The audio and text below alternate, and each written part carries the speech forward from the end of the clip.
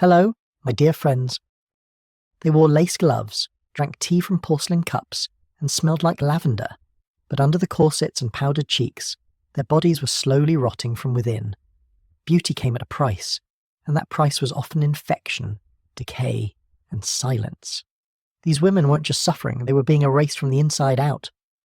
Tonight, as the candles dim and your room falls quiet, we'll uncover the disturbing hygiene secrets hidden beneath Victorian elegance. And let me know in the comments where you're tuning in from and what time it is for you. It's always fascinating to see who's joining us from around the world. Now just dim the lights, maybe turn on a fan for that soothing background, and let's embark on this journey together tonight.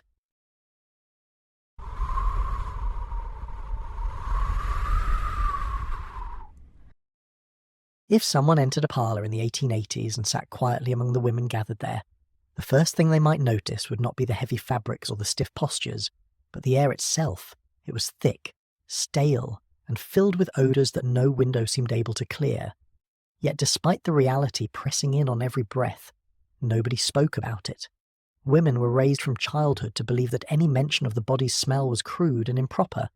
To stay silent was to remain respectable, so silence became the rule.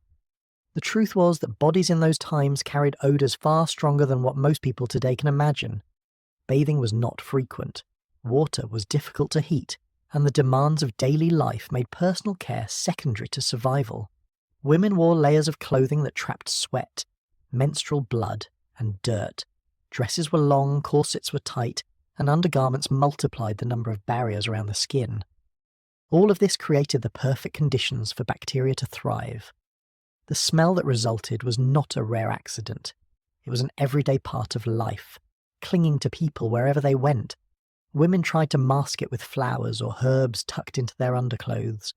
Lavender, rose petals, and cloves were popular, and sachets of dried blossoms were often sold specifically for this purpose. For a short while, the smell of plants covered the odour of sweat. But flowers decay too. Once pressed against a damp body, they turned musty, and their mouldy scent mixed with human odour into something even more unpleasant. It is almost ironic that women who tried hardest to smell pleasant often ended up smelling worse than those who did nothing at all. Silence reinforced the habit, even when the air in a church pew was heavy with unwashed bodies, even when family members at the dinner table were almost choking on the mix of sweat and dust. Nobody dared to mention it. The rule was clear: to speak of smell was indecent. Respectable women ignored what their noses told them. They smiled, nodded politely, and pretended the air was clean. The fashion of the time made everything worse. Heavy skirts dragged across the floor, collecting dirt and moisture that stuck to the fabric. Petticoats layered one on top of another, trapping air so no breeze could reach the skin. Corsets compressed the body, forcing sweat into cloth that was rarely washed. Summer heat turned clothing into ovens. Winter cold did not help either, because women hesitated to change or wash their garments in icy water. Each season brought its own discomfort, and the odour remained constant. Inside the home, the situation was not much better. Bedding was washed infrequently, sometimes only once a season. Sweat and oil soaked into mattresses. Small rooms with little ventilation trapped everything inside. Families lived together in tight quarters, breathing the same stagnant air. Yet again, nobody admitted the truth. Odour was an unspoken fact of life, hidden beneath the polite rituals of society. Medical opinion did not challenge these customs.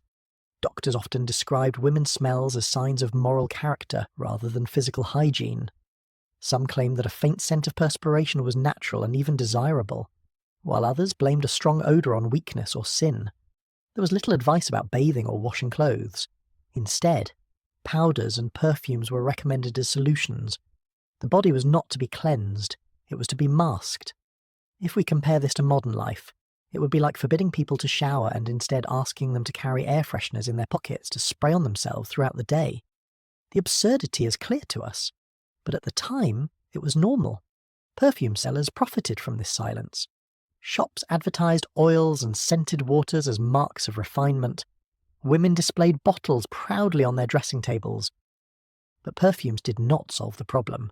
They added one more layer of smell onto the mix, often clashing with sweat and mould. To the women themselves, The ritual of applying perfume gave reassurance, but it did little for those sitting beside them. In wealthier homes, servants sometimes tried to wash garments more often, but even this was not enough. Washing heavy dresses was time-consuming and wore out the fabric. Many women kept the same clothing unwashed for weeks. Undergarments might be changed more often, but not always. The result was predictable layers of cloth soaked with body fluids, pressed close to the skin, worn into public spaces, and never discussed aloud. What makes this silence most disturbing is that it went against common sense. Everyone could smell it. Everyone knew. But social pressure demanded denial. To admit what was obvious would be to break the fragile illusion of refinement.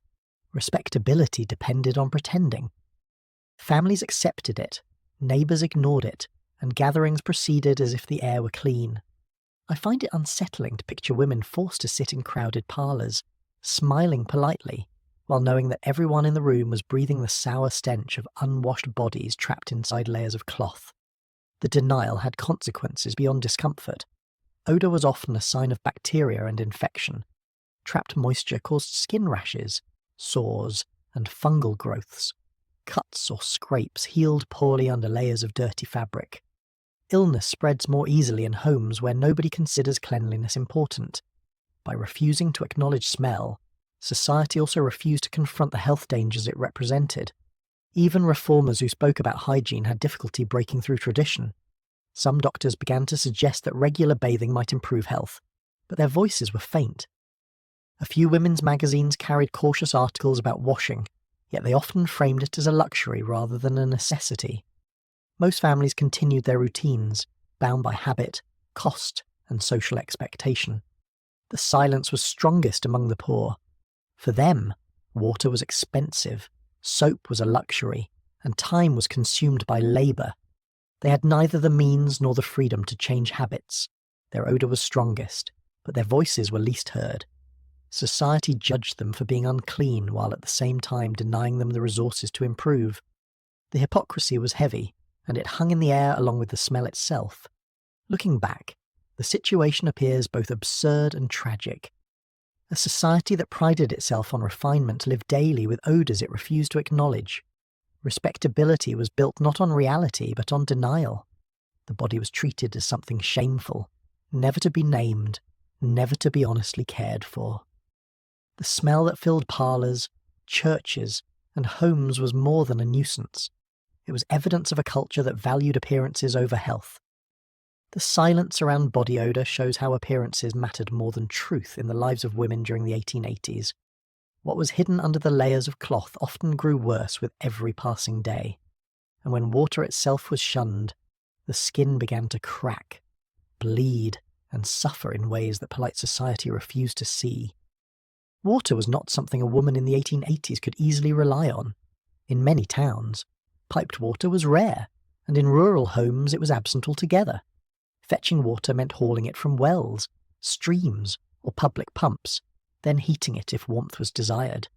This task took time and labour, and for women already burdened with household duties, bathing became a luxury. Instead of washing with water, they turned to substitutes. Some dabbed their faces with dry cloths, or brushed their skin with powders like cornmeal.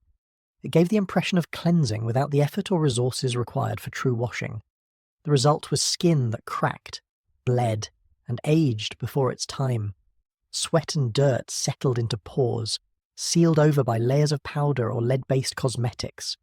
Rather than being removed, impurities were covered up again and again. Small blemishes grew into sores, and patches of skin took on strange colours from the chemicals applied daily. The faces that appeared smooth from a distance revealed, upon closer inspection, to be scarred, pitted, and uneven. This was accepted as part of life because the truth about hygiene was not widely understood. Cosmetics themselves only deepened the problem. Powders and creams often contained lead, arsenic, or other harmful substances. These products were marketed as refinements of beauty, meant to whiten the complexion or hide marks. But instead of offering health, they poisoned the very skin they touched. Women continued to apply them even as sores opened and discoloration spread, believing that a pale face was a sign of purity and class. It almost seems laughable that covering wounds with poison was treated as elegance. Yet that was the reality of the time. Some women followed peculiar rituals connected to superstition. There were those who only washed their faces once a month, choosing nights of the full moon for what they believed was a cleansing of the spirit. For weeks in between, their skin carried layers of sweat, powder, and grime. When finally washed, the effect was not renewal but irritation. Water on neglected skin often causes burning, redness, or infection. The very act of cleansing, so rare, shocked the body like a foreign intrusion. For poorer families, soap was expensive. Many relied on lye or harsh homemade mixtures, which stripped the skin raw. Rather than risk the pain, some chose not to wash at all. Others rubbed their faces with dry rags, hoping friction would scrape away dirt. But friction left the skin raw too, leaving scratches and welts that only worsened under powders and paint. The cycle repeated endlessly, with each attempt at care causing fresh harm. Magazines and advertisements pushed women toward more cosmetics, not less. Articles praised pale complexions and condemned freckles, sunburn, or natural colour. To maintain the expected look, women spread toxic pastes across their faces daily. Lead carbonate made the skin white but also destroyed it. Over time, cheeks hollowed, gums blackened, and hair fell out. Yet these signs were seen as an unfortunate fate rather than the direct result of daily routines. If we compare this to the present, it would be like people applying cleaning bleach as skincare every morning, convinced it was fashionable. That is how extreme the practices seem when measured by modern standards. The absence of water in daily life carried other consequences. Without washing, oils collect around the eyes, mouths, and ears. Dust stuck to them, creating patches of hardened grime that cracked painfully. Many women suffered from constant itching and infections. When they sought medical advice, doctors often dismissed their problems as signs of female weakness or hysteria. Hygiene was rarely suggested as a cure. Instead, more powders, tonics, and chemicals were prescribed, continuing the same cycle. In wealthier homes, bathtubs sometimes existed, but even there, regular bathing was discouraged. Doctors warned that too much water could weaken the body or invite illness. Women who wanted to bathe were told to resist the impulse. Instead, they sprinkled scented waters on their hands or pressed perfumed cloths to their skin. These gestures replaced real cleansing with ritual. They gave comfort, but they did not stop the skin from suffering. Inside cramped neighbourhoods, the situation was worse. With entire families sharing small rooms, privacy for bathing did not exist. Water was too precious to waste on skin. It was saved for cooking or cleaning dishes, not for washing faces. Women accepted this hierarchy of needs, but their skin bore the cost. Cracks along knuckles, sores along cheeks, and rashes beneath clothing became part of everyday existence. The silence surrounding odour was matched by the silence around the appearance of skin. Women rarely admitted to one another the full extent of their pain. A face covered in powder looked normal enough in public. Underneath, the skin might be bleeding or peeling. The gap between appearance and reality grew wide, and in that gap, women suffered quietly. I cannot help but think of the pain of carrying wounds in plain sight yet pretending they were signs of refinement. The idea of water as dangerous persisted well into the century. Some claim that exposing the skin to water opened the body to disease. Others said that it ruined the delicate balance of female health. These beliefs kept women from even attempting regular washing. Instead, they clung to their powders, perfumes, and superstitions. It was easier to follow the custom than to question it. Over time, the effects accumulated. Women in their 30s often looked decades older. Skin sagged, cracked, and discoloured. Scars were common. When illness struck, the body's weakened surface only made infection worse. Yet these outcomes were normalised. No one expected women to have healthy skin. They were expected to have pale faces, no matter what pain it required. By the later years of the century, reformers began whispering about hygiene. A few doctors suggested bathing might strengthen rather than weaken the body. Some women's clubs experimented with new routines, sharing advice about soap and water, but these were exceptions, not norms. Most women remained bound by tradition, cost, and silence. Their skin continued to suffer, and society continued to pretend that pale faces were worth any sacrifice. The story of cracked, unwashed skin shows how ordinary life could turn cruel when knowledge was lacking and tradition was strong. Beauty standards forced women to cover sores with poison, while superstition kept them from seeking real relief. The result was a lifetime of pain accepted as natural. Appearances mattered more than health, and silence guarded the illusion. The suffering etched on women's faces reveals how the absence of water shaped their lives. What was hidden under powders was a slow process of decay that few dared to acknowledge. And when powders themselves became poison, beauty turned into something that ate away at the flesh. Women in the 1880s were told that beauty meant whiteness. A pale, smooth complexion was not only a fashion but a social expectation. To be seen with tanned or freckled skin suggested labour, poverty, or exposure to the sun.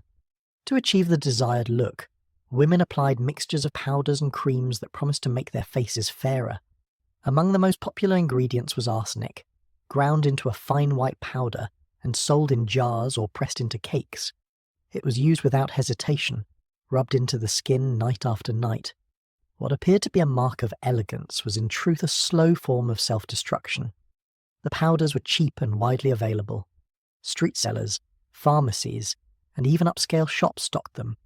Advertisements praised their ability to create a flawless look. Women bought them eagerly, encouraged by friends and reinforced by culture. The arsenic mixtures spread easily across the face, creating a pale surface that looked striking under gaslight. From a distance, it resembled youth and health. Up close, it was nothing more than poison layered directly onto living tissue. The first signs of damage appeared as redness and irritation. Many women ignored these changes, assuming they were temporary. When sores opened or blisters formed, the explanation offered was not that the product was harmful, but that the body was showing proof of purity. It is grimly amusing that wounds were seen as refinement rather than warning. Women believed that enduring the pain was evidence of discipline. They continued to apply the creams even as their skin peeled, cracked, and bled. Deaths were recorded, but rarely linked directly to cosmetics. When a woman wasted away, her body weakened by chronic poisoning. Physicians often wrote vague causes on certificates: exhaustion, decline, or weakness. The idea that beauty products were responsible was uncomfortable to admit. Families accepted the explanations without question. Society had no interest in connecting death to something so widely used. The powders were not used only by the wealthy. Working-class women, too, bought cheap versions that contained chalk and arsenic mixed with flour or starch. These products were even harsher, cutting the skin as they were applied. But the desire to look respectable made the risk worthwhile. Appearance was a ticket to dignity, and dignity was considered more important than health. Women in both classes shared the same suffering, though in different degrees. Cosmetic use was often a nightly ritual. Women rubbed arsenic powder onto their faces before bed, believing it would work better during sleep. In the morning, they applied more to cover the marks of damage. The cycle never ended. What was meant to make them look younger actually aged them more quickly. Hollow cheeks, sunken eyes, and discoloured patches revealed the toll. Yet the powders continued to sell. The irony is striking. A society that preached morality demanded women poison themselves daily. Advertisements framed it as self-care, while doctors stayed silent. Families saw mothers, sisters, and daughters growing weaker, but accepted it as fate. If we compare this to today, it would be like people smearing pesticide on their faces because advertisements claimed it brought out natural beauty. It seems unthinkable. Yet for women of the 1880s, it was simply another routine. Some women carried jars of powder in their bags, applying it several times a day. Others shared recipes among friends, passing down mixtures of arsenic, lead, and vinegar as if they were family traditions. These homemade preparations were no safer than those sold in shops. In kitchens and bedrooms, women blended their own poisons, pressing them into cakes with spoons and cloths. The tools of daily life became tools of slow harm. The silence surrounding this practice was similar to the silence about odour or lack of bathing. Everyone knew it was harmful on some level, but no one challenged it. The culture demanded compliance, and women complied. They paid with their bodies, their health, and sometimes their lives. Still, they smiled, powdered their faces, and joined society as if nothing were wrong. Reports did surface from time to time. Newspapers occasionally mentioned suspicious deaths linked to cosmetics. Doctors sometimes whispered that arsenic might be to blame, but without laws, tests, or enforcement, nothing changed. Sellers continued their trade, buyers continued their purchases, and the cycle repeated endlessly. Inside homes, the damage was visible. Mothers passed the habit to daughters, teaching them early to whiten their faces. Children grew up watching the daily rituals, absorbing them as normal. By the time they were old enough to use the powders themselves, the dangers were already familiar, yet familiarity made them acceptable. The cycle repeated across generations, with no clear end. The impact went beyond skin. Arsenic absorbed through pores entered the bloodstream, damaging internal organs. Women complained of weakness, dizziness, and stomach pain. Hair fell out, nails turned brittle, and teeth loosened. Yet none of this was enough to stop the daily use. Beauty outweighed suffering. To appear pale in public was worth the cost of private decay. Social gatherings reinforced the practice. Women compared appearances, noting whose skin looked the whitest. Compliments were offered for complexions that were, in truth, the result of poison. The very signs of harm became marks of pride. Weakness was recast as refinement, and illness was framed as elegance. I find it chilling to imagine entire rooms of women smiling with hollowed cheeks, believing their decay was proof of grace. The lack of regulation made everything worse. There were no official inspections, no bans, and no consistent warnings. Sellers faced no punishment, and buyers had no protection. The market thrived because denial allowed it. Suffering remained private, while public life demanded conformity. The result was an endless display of pale faces covering damaged flesh. Even as knowledge spread slowly, change was resisted. When a few reformers spoke about safer alternatives, their voices were drowned by commerce and habit. It was easier for society to continue in silence than to confront the truth. The powders kept selling, and women kept buying. The system sustained itself until new standards of hygiene much later began to take root. The story of arsenic cosmetics reflects the cruel contradiction of the 1880s. Women were expected to embody purity, yet the tools provided for that purpose ensured decay. What was sold as beauty was in reality a slow, quiet form of rot. It was visible, it was painful, and it was deadly. Yet it was also normal. That is what makes it so disturbing to look back upon. The daily ritual of applying arsenic powder shows how appearance ruled over health in the lives of women. What was painted on their faces looked smooth at first glance, but beneath it the flesh broke down silently. And when the illusion extended to the hair itself, the poisons of beauty reached into every strand. Hair was one of the most visible markers of femininity in the 1880s, and women were judged by its length, thickness, and sheen. To maintain what society considered attractive, they turned to recipes that were passed down in families or shared among neighbours. These recipes often sounded more like punishments than treatments. Rotten eggs and fermented urine, both from animals and from humans, were used as common ingredients. Mixed together, they created a foul paste that women rubbed into their scalps. It was believed to make hair stronger and shinier, though the smell lingered long after the treatment ended. The use of urine in particular was widespread. Cow urine, collected after being left to sit in buckets until it soured, was thought to contain properties that cleansed the scalp and encouraged growth. Women massaged it into their roots, sometimes mixing it with herbs to disguise the odour, but the smell could never truly be hidden. The idea that something so unpleasant could be considered healthy is difficult to imagine today. It almost feels comical that women thought a head soaked in ammonia was a mark of refinement. Yet it was accepted as normal practice. Eggs, too, were part of these treatments. Not fresh eggs, but eggs that had spoiled, producing a sulphurous stench when broken open. The rotten yolks were beaten into pastes and spread across the hair like modern conditioners. The sulphur was believed to strip away grease and add shine. Instead, it left hair sticky, heavy, and rank. Still, women endured the discomfort because they believed it was necessary. Hair was considered a source of power and allure, and to neglect it was unthinkable. Women who could not afford oils or perfumes turned to whatever household items were available. The availability of eggs and the ease of collecting urine made them reliable substitutes. Applying them became a ritual, performed in kitchens, backyards, or bedrooms with bowls and cloths. The act was messy, smelly, and degrading, but it was framed as self-care. Washing the hair did not follow immediately. After treatments, women sometimes left the mixtures on their scalps for hours or even overnight. When they did rinse, it was often with cold water poured outdoors from buckets. There was no warm water, no soap, and no privacy. The liquid ran down their necks and backs, carrying the smell with it. The chill of the water was endured in silence because comfort was less important than appearance. If we compare this to today, it would be like rubbing spoiled food waste and ammonia on your head every week as a beauty routine. That is how normalised the absurd became. The results were not always what women expected. Hair became greasy rather than glossy, and the scalp often developed sores from the harshness of the substances. Fermented urine, full of bacteria, caused infections when left too long on the skin. Rotten eggs attracted flies when women tried to dry their hair outdoors. Yet they repeated the routines, trusting tradition over evidence. Family influence was strong. Mothers taught daughters to use these mixtures as part of their upbringing.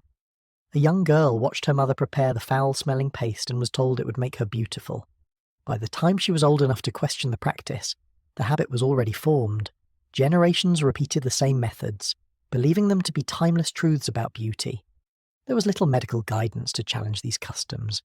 Doctors who treated hair problems often prescribed equally strange remedies, such as vinegar rubs or mixtures of tar and oil. Hygiene was rarely addressed as a solution. The idea that simple washing with clean water could help was overlooked. Instead, harmful practices were reinforced by authority, commerce, and tradition. Perfume sellers took advantage of the situation. Bottled fragrances were marketed as finishing touches to disguise the odour of treatments, but perfume did not remove the stench. It only created new combinations of smells, layering sweetness on top of rot. The clash was unmistakable. Yet society continued to value long, thick hair above all else, even when it smelled like decay. Inside homes, the smell was unavoidable. Families endured it because everyone followed similar routines. Visitors noticed it but remained silent out of politeness. Just as with body odour and cosmetics, the truth was ignored. To speak of it was indecent. Silence ensured that the practice continued. I find it unsettling to imagine entire households filled with the stench of ammonia and sulphur, yet everyone pretending that it was the scent of beauty. The cost of these treatments was not only discomfort but health. Women reported constant itching, burning scalp, and hair loss. Some developed bald patches where infections took hold. Others carried the smell with them everywhere, marked by it in public. The irony was clear. The pursuit of attractiveness often led to the opposite. Still, stopping was difficult when culture demanded conformity.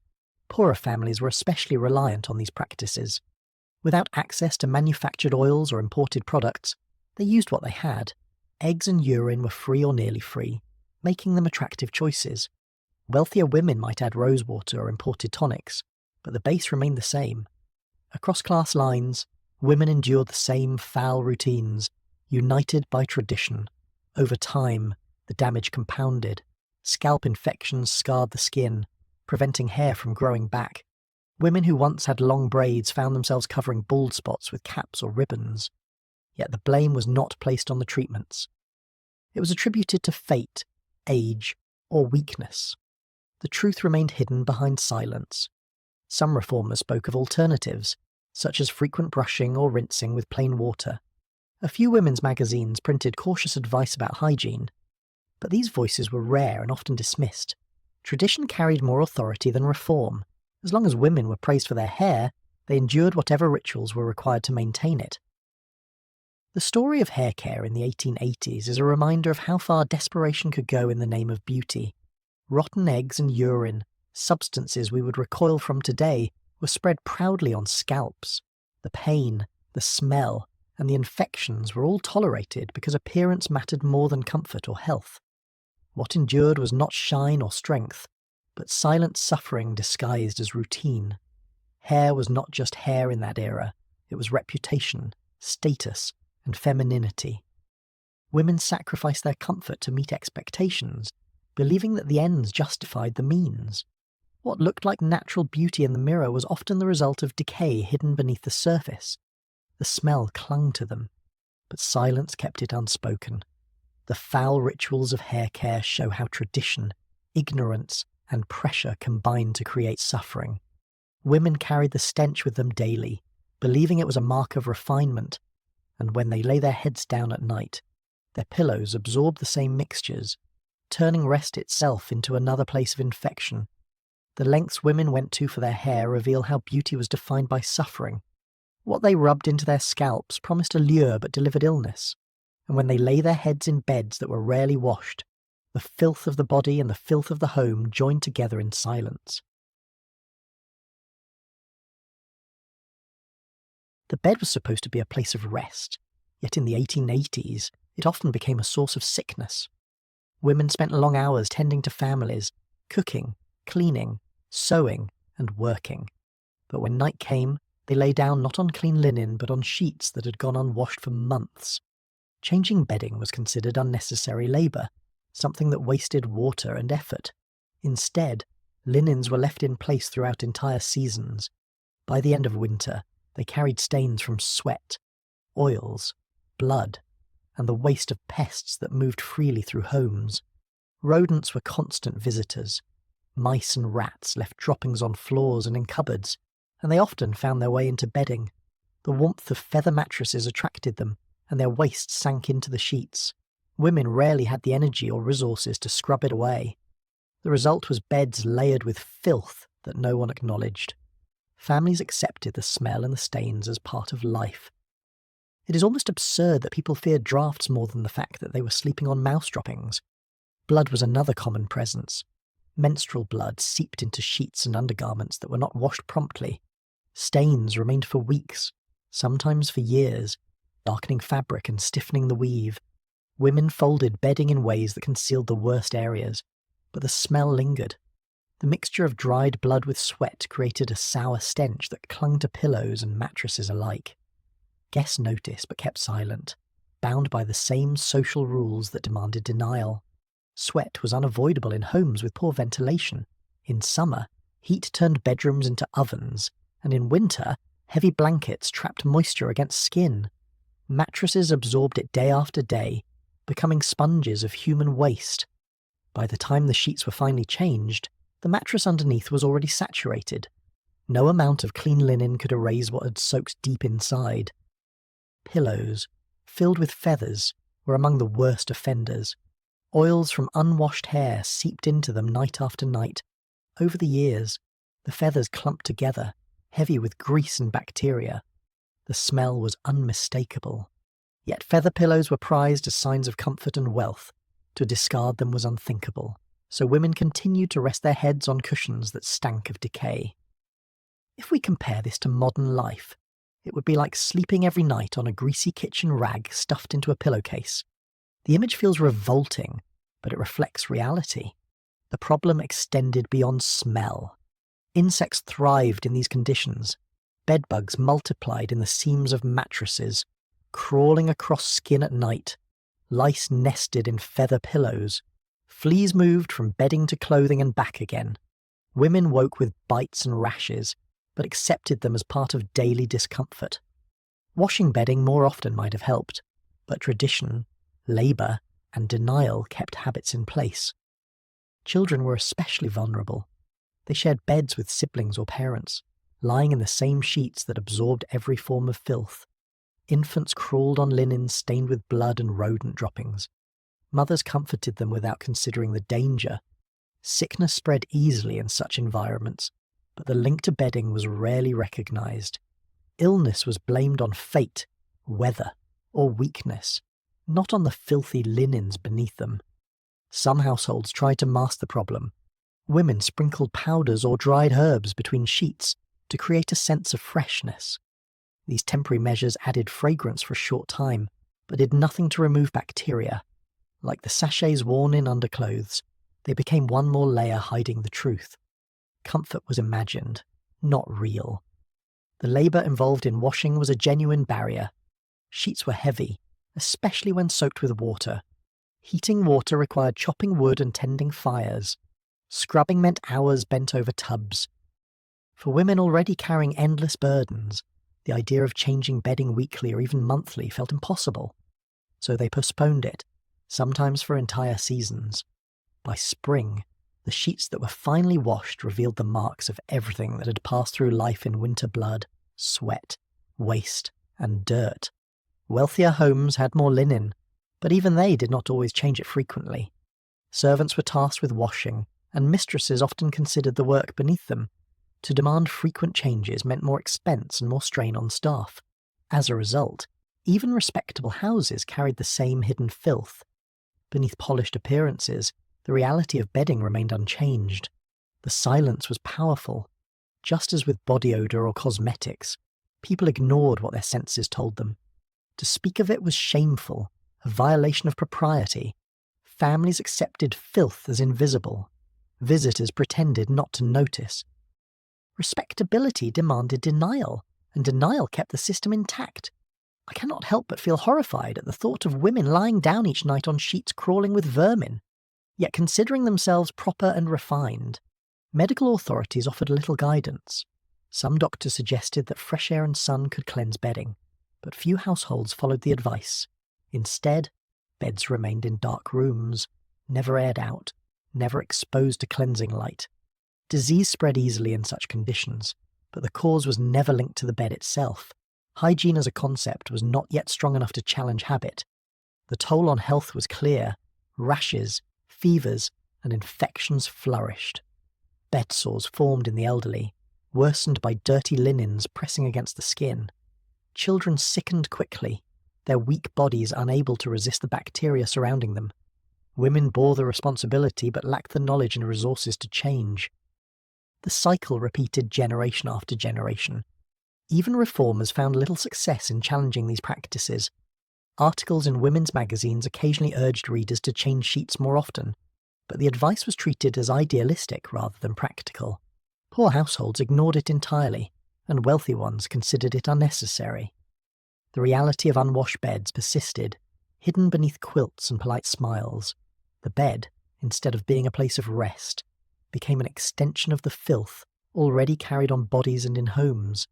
It was a breeding ground for pests, a collector of waste, and a source of sickness. Yet it was accepted as normal. The illusion of refinement stopped at the surface. Beneath it, rot and decay continued without interruption. The story of bedding in the 1880s shows how easily denial can turn a home into a trap. What looked soft and welcoming often concealed layers of filth. What felt like comfort in the moment was slow exposure to sickness. The bed was not a sanctuary, but another battlefield in the struggle against dirt and disease. The neglect of beds reveals the broader truth of the era. Appearances mattered more than health. Women kept their homes looking proper while sleeping each night in filth. It was a contradiction they endured silently, bound by custom and circumstance. And when death came unexpectedly, no one thought to blame the sheets beneath their heads. The filth hidden in beds was only one piece of a larger pattern. What seemed private and safe was in fact dangerous, and when women tried to rest, they were never alone, for the creatures nesting in their pillows and sheets waited silently in the dark. Beds in the 1880s were more than places of rest.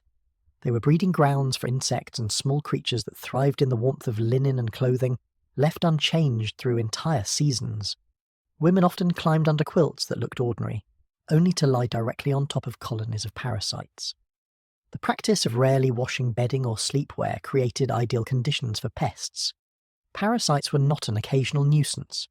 They were permanent residents, living in the very fabric that women pressed against their skin each night. The most common intruders were fleas. They moved easily from animals into homes, settling in mattresses, pillows, and nightclothes. Women wore the same flannel gowns through the long winter, never laundered once until spring. The fabric absorbed sweat, oils, and flakes of skin, providing food and shelter for parasites. By the time winter ended, gowns were infested, fleas bred in seams and folds, crawling over the skin of their hosts as they slept. Bites were constant, but women accepted them as part of nightly discomfort. It is difficult not to shake your head at the thought of women considering themselves proper while sharing their beds with colonies of fleas.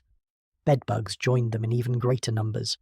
These insects lived in the cracks of bed frames and the stitching of mattresses, At night, they emerged to feed, leaving behind rows of itchy welts.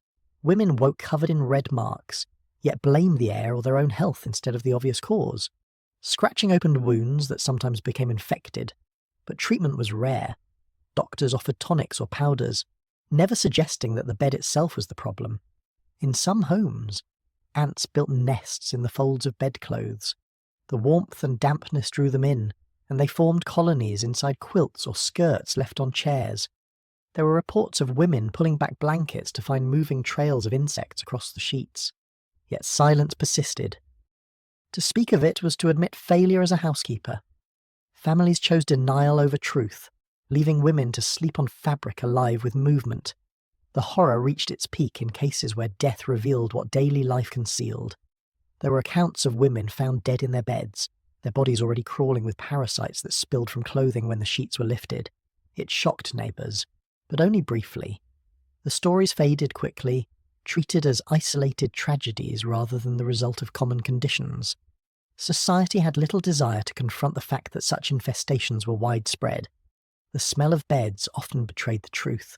Mixtures of sweat, mildew, and waste hung in the air of bedrooms. Yet the odours were ignored or masked with dried herbs. Sachets of lavender or cedar were tucked into quilts, offering temporary fragrance that mingled with the stench. The combination was unmistakable, but politeness demanded silence. If we compare this to modern times, it would be like discovering a nest of cockroaches in your blanket, but convincing yourself it was just part of ordinary home life. The denial feels shocking, yet it was routine in the 1880s. Poorer households bore the brunt of these infestations. Their bedding was limited, often only a single mattress or quilt used by an entire family. With multiple bodies sweating and bleeding on the same cloth, parasites thrived. Children slept alongside parents, exposed to the same creatures. The smallest bodies were bitten most severely, but families rarely understood the cause of their children's fevers or rashes. Illness was blamed on bad luck, not on the crawling pests in the bed. Even wealthier households were not immune. Feather mattresses and goose-down pillows were expensive, but they were also perfect environments for parasites. Oils and sweat from unwashed hair seeped into the feathers, creating clumps where insects nested. Servants tasked with shaking and fluffing bedding often disturbed the pests but could not remove them. Infestations persisted behind closed doors, no matter how polished the home appeared. Nightclothes themselves were rarely cleaned. Women wore the same gowns for weeks or months, letting layers of sweat and oils harden into the fabric. Fleas and lice thrived in these conditions, hiding in seams and collars. By the time garments were finally washed, they were stiff with filth. Some were never cleaned at all, simply patched when they tore. The parasites within were carried forward into each new season. Attempts to deal with pests were primitive. Some households burned sulphur in rooms, hoping smoke would drive insects out. Others sprinkled ashes or powders into mattresses, with little effect. The measures were temporary at best. Parasites returned quickly, nourished by the unwashed bodies and fabrics that surrounded them. The cycle was endless. Women carried the bites and rashes as silent burdens. To complain was to risk shame. Admitting infestations meant admitting failure. So they endured in silence, scratching their wounds at night and covering them with clothing by day. Families lived in denial while their members suffered. I find it almost unbearable to imagine women dying quietly in beds, their last moments spent in garments alive with fleas and lice, while their neighbours whispered only about propriety. The damage extended beyond discomfort. Infections from bites spread quickly in dirty environments. Scratches opened skin to bacteria, and fevers followed. Some deaths, recorded vaguely as exhaustion or weakness, likely stemmed from the infections bred in filthy beds. Yet no one acknowledged the link. It was easier to accept tragedy as fate than to admit it came from neglect. Magazines occasionally warned of pests, but their advice was superficial. They recommended fresh air or sunning linens, but few households followed through. Beds remained in dark, unventilated rooms. Parasites thrived out of sight, secure in silence. Reformers who spoke louder were dismissed as alarmists. Tradition carried more weight than truth. By the time spring arrived, the damage was already done. Sheets were stained, gowns were stiff, and mattresses were alive with pests. Washing came too late to undo months of infestation. Families endured the consequences, then repeated the same cycle the following winter. No lesson was learned, because no one dared to speak the truth. The reality of these infestations was not hidden from sight. People scratched constantly, smelled the odour, and saw the stains. Yet silence held everything together. Appearances were maintained at the cost of health and comfort. Beds that should have given rest delivered suffering instead. The story of beds alive with parasites shows how denial, poverty, and tradition shaped life in the 1880s. Women lay down each night not in safety but in filth that moved across their skin. Death sometimes revealed the full horror, but life itself was filled with smaller versions of the same truth. Beds in that era reveal the grim contradiction of respectability. Outwardly, proper families lived with infestations they refused to name. The silence allowed suffering to continue unchecked, and in the darkness of unwashed rooms, the smallest creatures thrived where humans rested. What lived inside beds made sleep itself a risk. What looked like comfort was filled with danger, and when women tried to rise in the morning, they carried the marks of the night still on their skin. The belief that alcohol could cleanse the body extended beyond drinking in the 1880s. For many women, it entered their most private routines. They were told that strong spirits were powerful against disease, and so whiskey and other liquors were used not only for comfort but for hygiene. Cloths dipped in whiskey were pressed against their most sensitive areas, with a hope of preventing illness and maintaining cleanliness. This practice was spoken of quietly, sometimes whispered between women, sometimes recommended in magazines that disguised it as medical advice. What it left behind was not health, but pain. Whiskey burned on contact with skin. Applied to the most delicate tissue, it caused immediate stinging. Women endured it because they believed the pain meant it was working. Redness followed, and then peeling of skin. Some experienced rawness so severe that walking became difficult. Yet rather than stop, many continued the ritual, convinced that suffering was a sign of discipline. It is almost darkly humorous that women thought searing pain was evidence of cleanliness.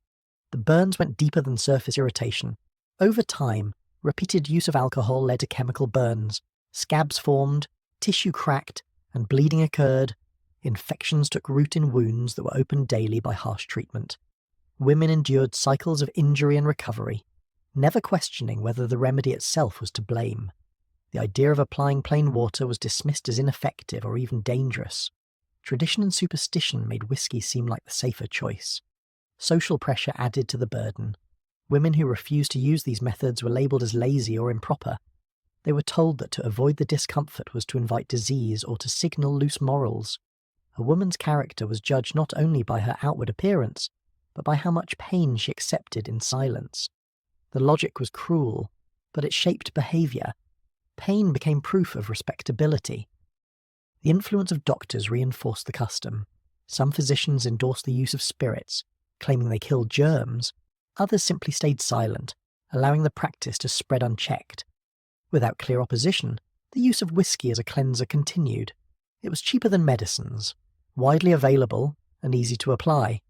Women did not realise that each application stripped away protective layers of skin and left them vulnerable. For poorer women, whiskey was sometimes diluted to make it last longer, but even diluted, it still burned. Some substituted other forms of alcohol, including homemade brews that were even harsher. The effect was the same irritation, sores, and lasting pain. Yet they returned to the practice again and again.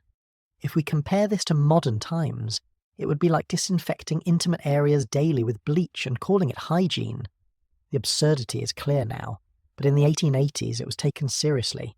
The suffering was kept private. Women rarely admitted to one another how much pain they endured. They hid their wounds, covered their discomfort, and carried on with daily tasks. The silence meant that no collective resistance could form. Each woman thought her suffering was individual when in truth it was shared by many. Husbands and families sometimes noticed the consequences.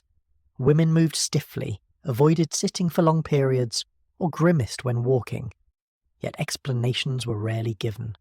The silence that surrounded all matters of the body extended here as well. Even within households, women endured alone. Respectability demanded denial, and denial left them in pain. I cannot help but feel disturbed imagining women forcing themselves through daily routines with open sores just to prove they were decent in the eyes of others. The irony was bitter. Whiskey was supposed to prevent infection, but it often caused it. Wounds opened by repeated burns allowed bacteria to enter more easily. What was meant as prevention became the cause of illness. Doctors sometimes treated these infections, but rarely traced them back to the whiskey. Instead, they prescribed more powders or tonics, adding further injury to already damaged tissue. The practice was framed as moral as well as medical. Women were told that only the impure suffered discomfort from the cleansing. If it hurt, it was seen as a sign that the body needed it. If it did not hurt, the woman was accused of neglect. This twisted reasoning trapped them in a cycle of pain they could not escape. In wealthier households, imported spirits were used for the same purpose. Expensive whiskey or brandy was considered more refined, though the results were no less harmful. Servants sometimes prepared the clothes, adding a layer of humiliation to the routine. No matter the class, the practice spread widely, binding women together through shared but unspoken suffering. Magazines and advice columns only made things worse. Articles described the benefits of spirits in vague but persuasive language. They promised purity, health, and attractiveness. None mentioned the burns, scars, or infections. Women trusted the printed word, believing it reflected authority. In truth, it reflected ignorance and commerce. The daily impact was heavy. Tasks already difficult became harder when every movement caused pain. Childcare, laundry, cooking, and walking to markets were done with constant discomfort.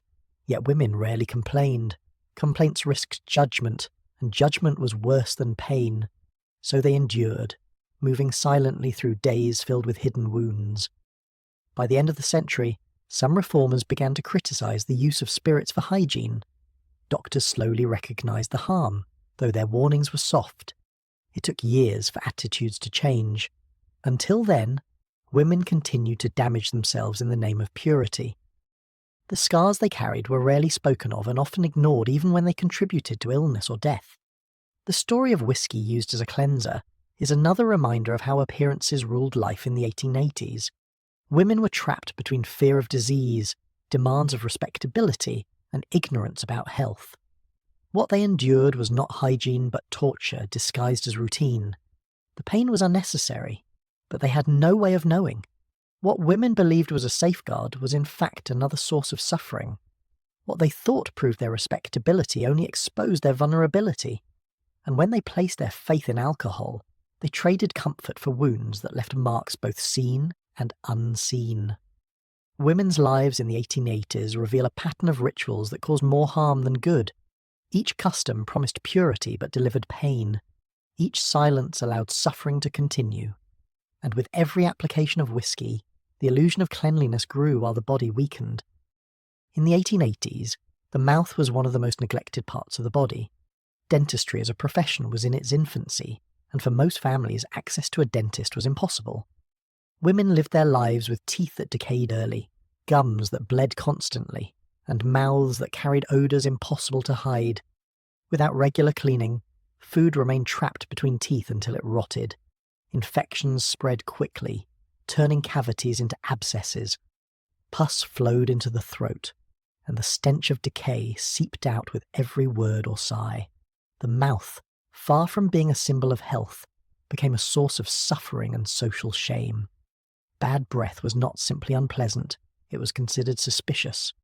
Strong odours from the mouth were linked in the public imagination to disease of both the body and the mind.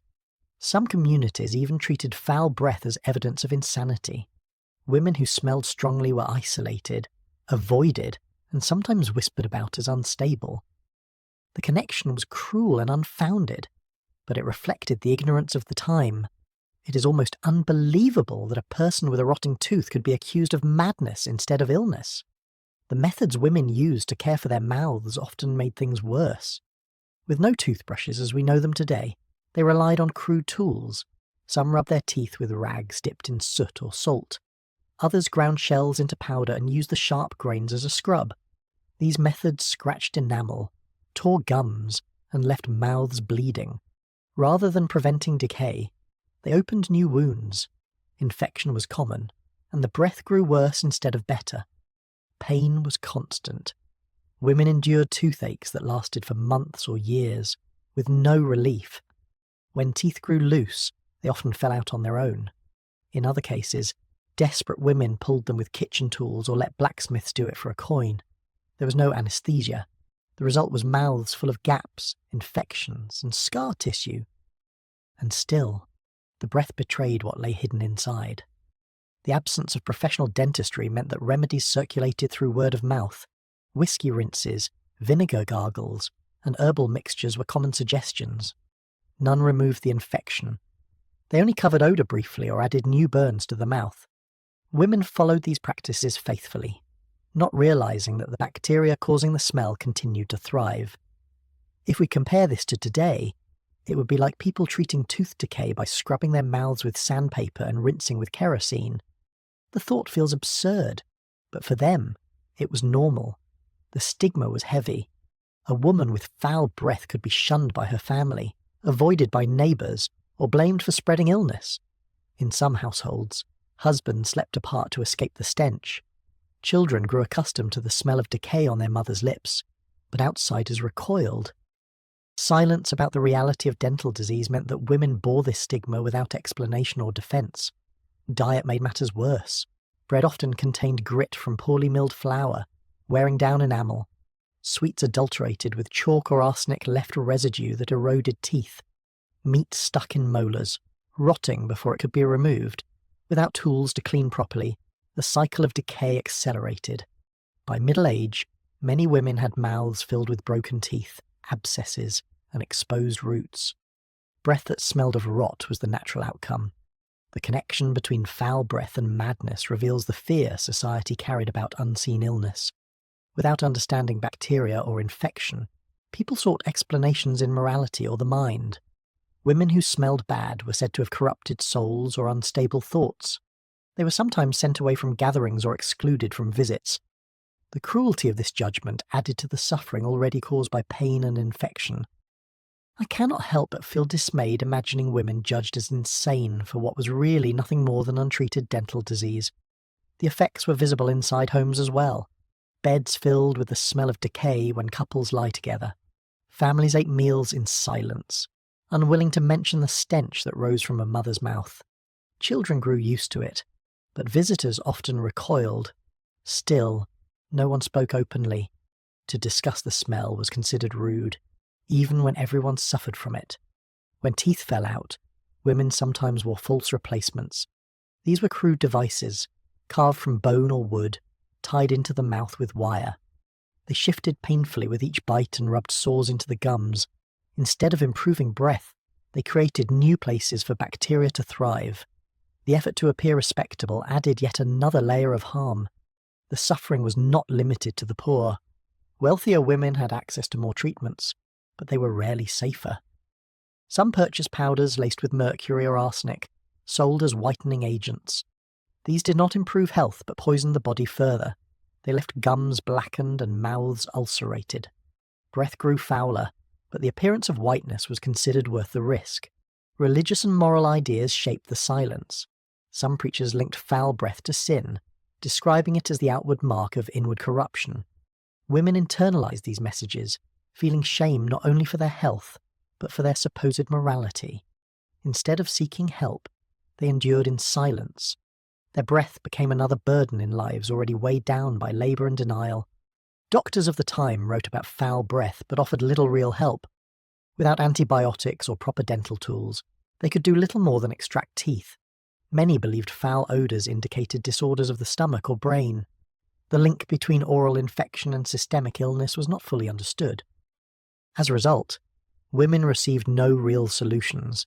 They continued their painful routines, each day making their mouths worse. The tragedy of dental neglect was not recognised for what it was. Families accepted rotten mouths and foul breath as part of life. Death certificates rarely mentioned infection of the mouth, though it contributed to fatal fevers and blood poisoning. Women carried this burden until the end, often dying with mouths that had rotted for decades. The story of foul breath in the 1880s reflects the cruelty of ignorance. Women were judged, shamed, and sometimes isolated for conditions that could not be avoided. Their mouths carried the signs of poverty, poor diet, and lack of care, but society saw only weakness or madness. What they endured in silence reveals how little support was available for even the most basic needs. The odour that escaped with every word or breath was more than discomfort. It was a signal of hidden disease, misinterpreted as moral failure or mental decline, and when women sought relief, the tools they had only carved deeper wounds into their gums. Foul breath reveals a world where illness was denied and shame was enforced. Women carried it daily, judged for what they could not change, and when death came, their final moments were marked by the same silence that had defined their lives. The stench that filled their mouths was not madness, but it was treated as such. It shaped how they were seen, how they were treated, and how they lived in isolation. And when lips met in the dark, the taste of decay lingered as a reminder of the sickness no one dared to name. Victorian intimacy carried risks that went beyond emotional reputation. In a world where dentistry barely existed and medical understanding of infection was limited, even a kiss could be dangerous. Breath was not only foul but often loaded with disease. Women and men alike carried untreated oral infections, rotting teeth, and ulcerated gums. When lips met, pathogens passed as easily as affection. What should have been a gesture of closeness often turned into a silent exchange of sickness. Many couples choose to sleep apart for this very reason. The stench of rotting mouths made sharing a bed unbearable. Husbands and wives created separate sleeping arrangements, not out of coldness, but out of survival. In homes where space was tight, this separation was a luxury, yet still pursued by those who could afford it.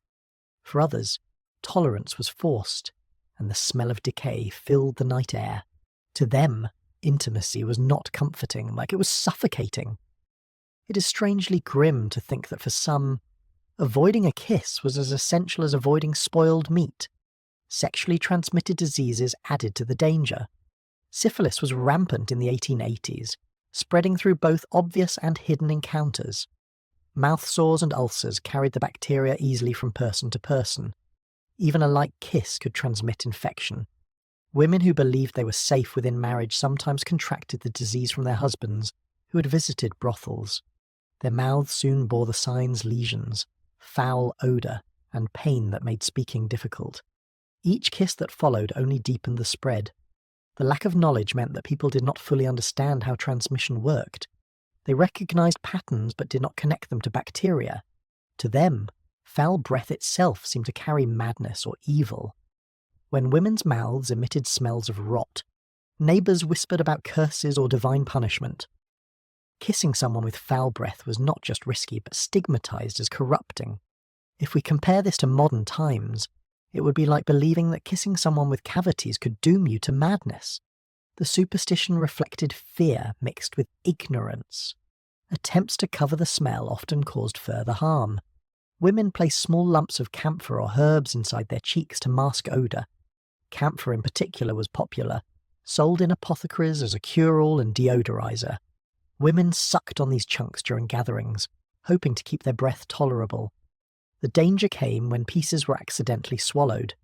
Camphor is toxic, and ingestion often leads to seizures or death. Families who thought a mother or daughter had fainted from weakness sometimes discovered too late that she had poisoned herself trying to appear respectable. Other methods of masking included rinsing with harsh spirits or chewing on bitter roots.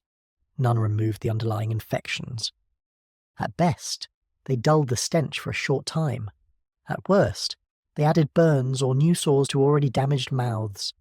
The desperation to maintain appearance outweighed the need for comfort. Women accepted pain and risk because silence demanded it. Respectability left them with no safer choices. The intimacy of a kiss made the risk even heavier. Unlike handshakes or shared meals, kissing forced direct contact with infected tissue. Lips pressed together transferred not only affection but disease and decay. Some couples learned to avoid kissing altogether. In their homes, physical closeness was reduced to necessity. Children grew up rarely seeing parents exchange affection, absorbing the lesson that intimacy was shameful or dangerous. Medical accounts from the time occasionally mentioned transmission of disease through kissing, but advice was inconsistent. Some doctors warned against it, while others dismissed the concern. Without unified guidance, the public created its own explanations. Many believed that only the immoral suffered, or that illness was punishment for sin. Women bore the consequences of this belief. They were blamed when infection spread, even when they themselves had been victims of transmission. The social consequences were harsh. A woman rumoured to have foul breath might find herself avoided at gatherings. If her husband refused to share a bed, whispers spread about her health or her morality. Intimacy within marriage, already limited by Victorian expectations, grew colder under these conditions. Couples lived side by side yet apart, their distance reinforced by fear of odour and infection. The physical consequences were no less cruel. Mouth ulcers bled when touched, turning kisses into acts of pain. Swollen gums pressed against each other, spreading infection with each attempt at closeness. Teeth loosened by disease cut into lips, leaving sores that healed poorly. What should have been soft gestures became violent exchanges of decay. The irony was that people often thought of kisses as harmless compared to more explicit contact. Lovers might exchange kisses openly in shadows or corners, believing they risked nothing more than gossip. Yet those kisses could deliver syphilis, tuberculosis, or oral infections directly. What looked like innocence was deadly. Women, already restricted in every aspect of life, carried another silent burden in this intimate risk. The tragedies were not always immediate. Infection took time to reveal itself. A kiss given 1 week might lead to ulcers appearing weeks later. Families rarely made the connection. Instead, they assumed the illness came from bad air, spoiled food, or divine will. The true source of infection remained unspoken, hidden behind the silence that defined so much of Victorian health. I find it deeply unsettling to imagine women trying to hide ulcers inside their mouths while still smiling politely at neighbours. Kissing also reinforced social divisions. Wealthier women, with access to perfumes and imported mouth rinses, masked odours more effectively. Poorer women, unable to afford such luxuries, bore the stigma more visibly. When they suffered illness, it was blamed on poverty or sin, yet the diseases themselves crossed class boundaries, reminding everyone that no amount of wealth could fully protect against infection. The role of silence was central. Just as with foul breath, infestations, and unsafe remedies, no one wanted to speak of the dangers openly. Respectability demanded that appearances be maintained, no matter the cost. So couples carried on, offering kisses in shadows, masking with herbs, and enduring the risks in silence. The cost was measured in sickness, in death, and in the slow erosion of intimacy. The story of kisses in the 1880s reveals another layer of hidden danger in daily life. Behind closed doors, gestures of love and closeness carried consequences too heavy to bear. Women endured them quietly, balancing the desire for affection against the fear of disease. What was supposed to unite instead divided, leaving couples further apart even as they touched. A kiss in that time was more than affection. It was risk, stigma, and sometimes death. What passed between lips was not only warmth but also decay, silently binding families to sickness they could not name. A kiss meant to express love could instead pass on disease. Families tried to protect themselves, but ignorance and silence left them vulnerable. And in the shadow of intimacy, another danger waited, hidden in the sweetness of candy that promised delight while hiding poison. In the 1880s, menstruation was surrounded by layers of silence and superstition.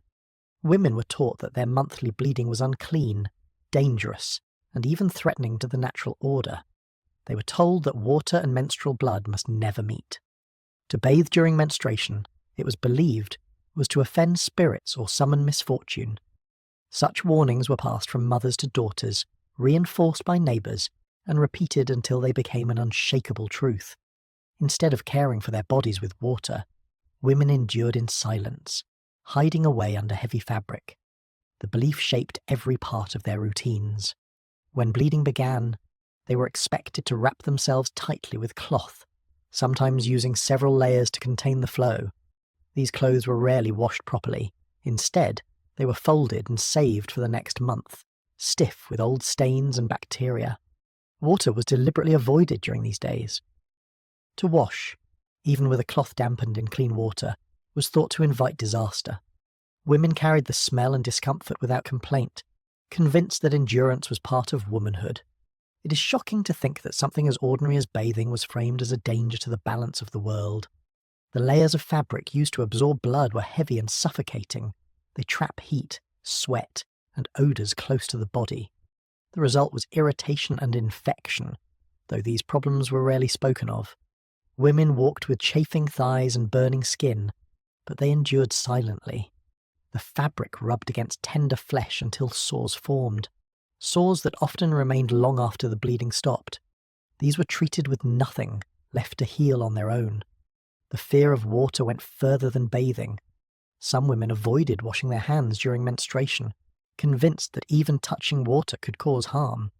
Superstition blurred the line between body and environment. They believed rivers, wells, and even rainfall could be poisoned if blood came near. This fear kept women not only unwashed but also isolated, cut off from basic relief. If we compare this to today, it would be like warning women that flushing a toilet during their period would bring catastrophe. The idea feels absurd now, but it carried weight in the 1880s. The smell was inescapable without bathing, and with cloths reused for months, menstrual odour-filled rooms. Families noticed but did not speak of it. Silence was the rule. Stronger than discomfort, women were left to carry the shame of their own bodies, knowing that everyone sensed the truth but refused to name it. The silence itself became a prison, heavier than the cloth they wore. For poorer women, the problem was worse. They had fewer clothes, often only 1 or 2 pieces of fabric reused endlessly. Some stuffed rags, hay, or scraps of old clothing between their legs to catch the blood. These makeshift solutions soaked through quickly and bred infection. Still, water was forbidden, so they wrapped themselves tighter, hoping to keep stains hidden.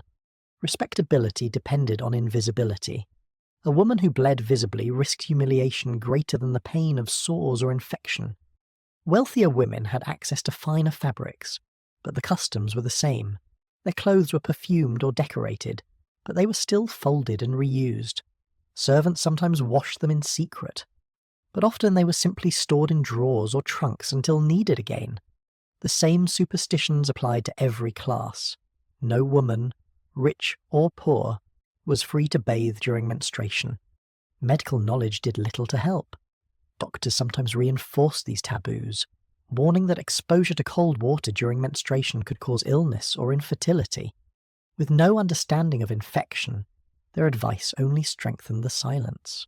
Women trusted the authority and followed instructions. Pain, odour, and infection were endured as natural rather than recognised as preventable.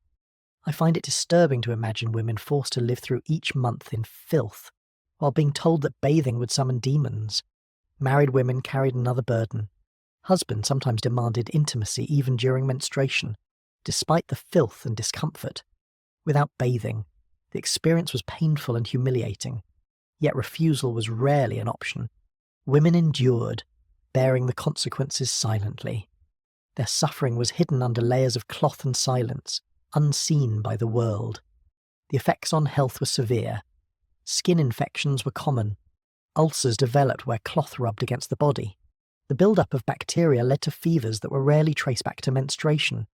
Death certificates might list exhaustion or internal weakness, but the true cause lay in the taboos that forbade washing.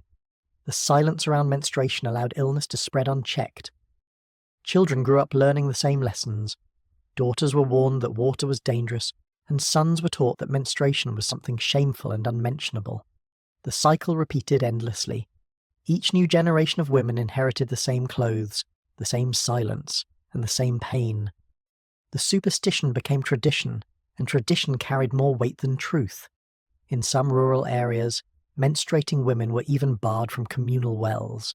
Neighbours feared contamination, believing that a single drop of blood could poison the supply.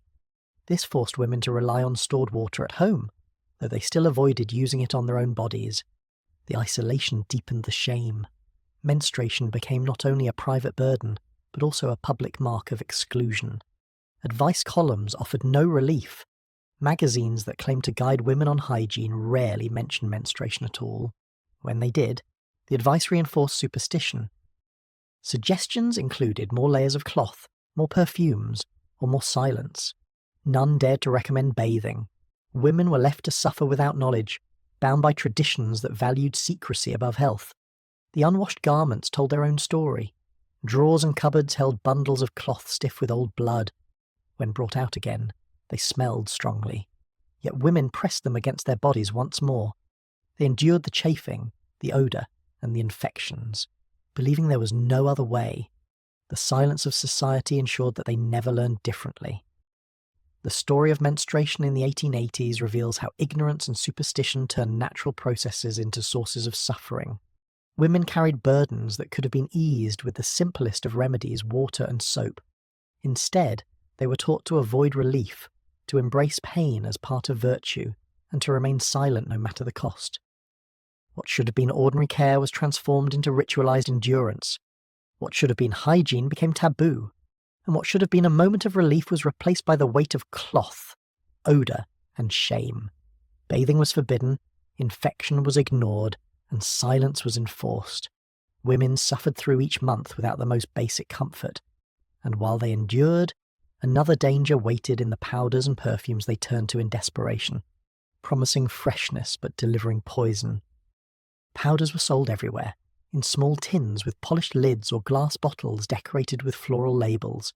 They promised freshness, refinement, and a way to manage the body in silence. For women who had no access to safe hygiene practices, powders seemed like a gift.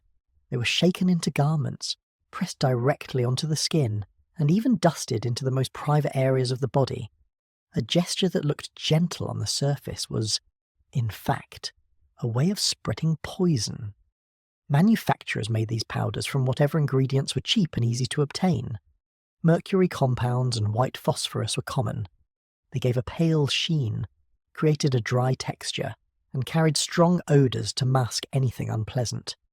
These chemicals also burned the skin and damaged internal organs. Women applied them faithfully, believing they were meeting the expectations of society, while in reality they were harming themselves each time. It is grimly absurd to think that a woman could lose her health simply by trying to smell acceptable. The first effect was irritation. As soon as powders touched sensitive tissue, women felt stinging. Skin turned red, peeled, and sometimes bled. Over weeks and months, repeated use created sores that did not heal. Women carried these wounds while continuing their housework, childcare, and daily labour.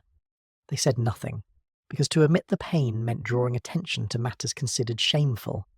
The long-term effects were even more devastating.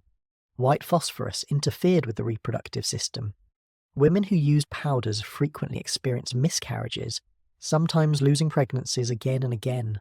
Families blamed them for weakness. Husbands distanced themselves.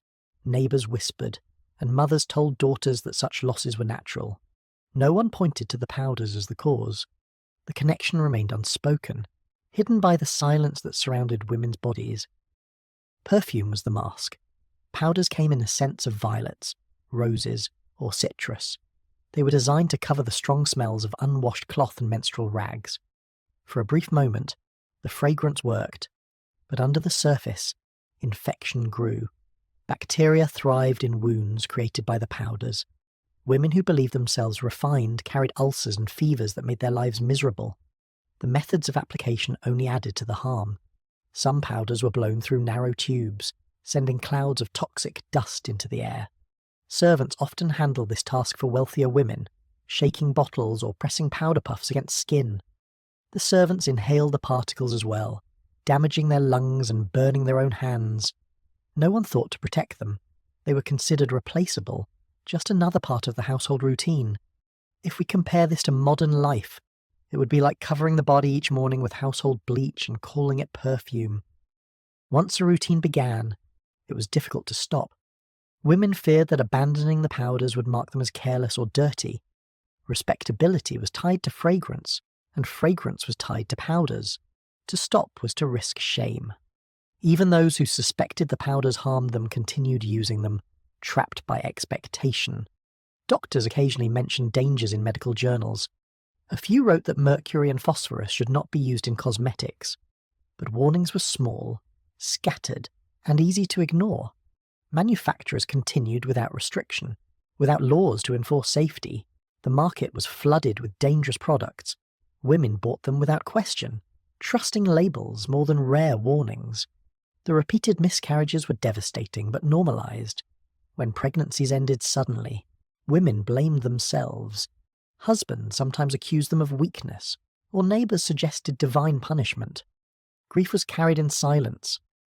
The real cause, dusted daily onto the body, was invisible to everyone. I feel a deep unease imagining women carefully applying these powders each night, unaware that they were quietly destroying the children they longed to bring into the world. Wealth made little difference. Rich women purchased powders in elegant bottles imported from Europe. Poorer women bought cheaper versions wrapped in plain paper. Both groups suffered the same burns, infections, and miscarriages. The packaging looked different, but the contents were equally destructive. Respectability demanded the same routine across classes, and women paid the price equally. The suffering was hidden within households. Servants noticed sores while helping their mistresses dress, but said nothing. Husbands saw their wives weaken after miscarriages, but looked away. Children grew up with mothers who carried scars and illnesses from powders, but they were too young to understand. The silence ensured that the cycle continued. Even when women realized that powders caused them harm, they believed there was no alternative. Water was forbidden during menstruation.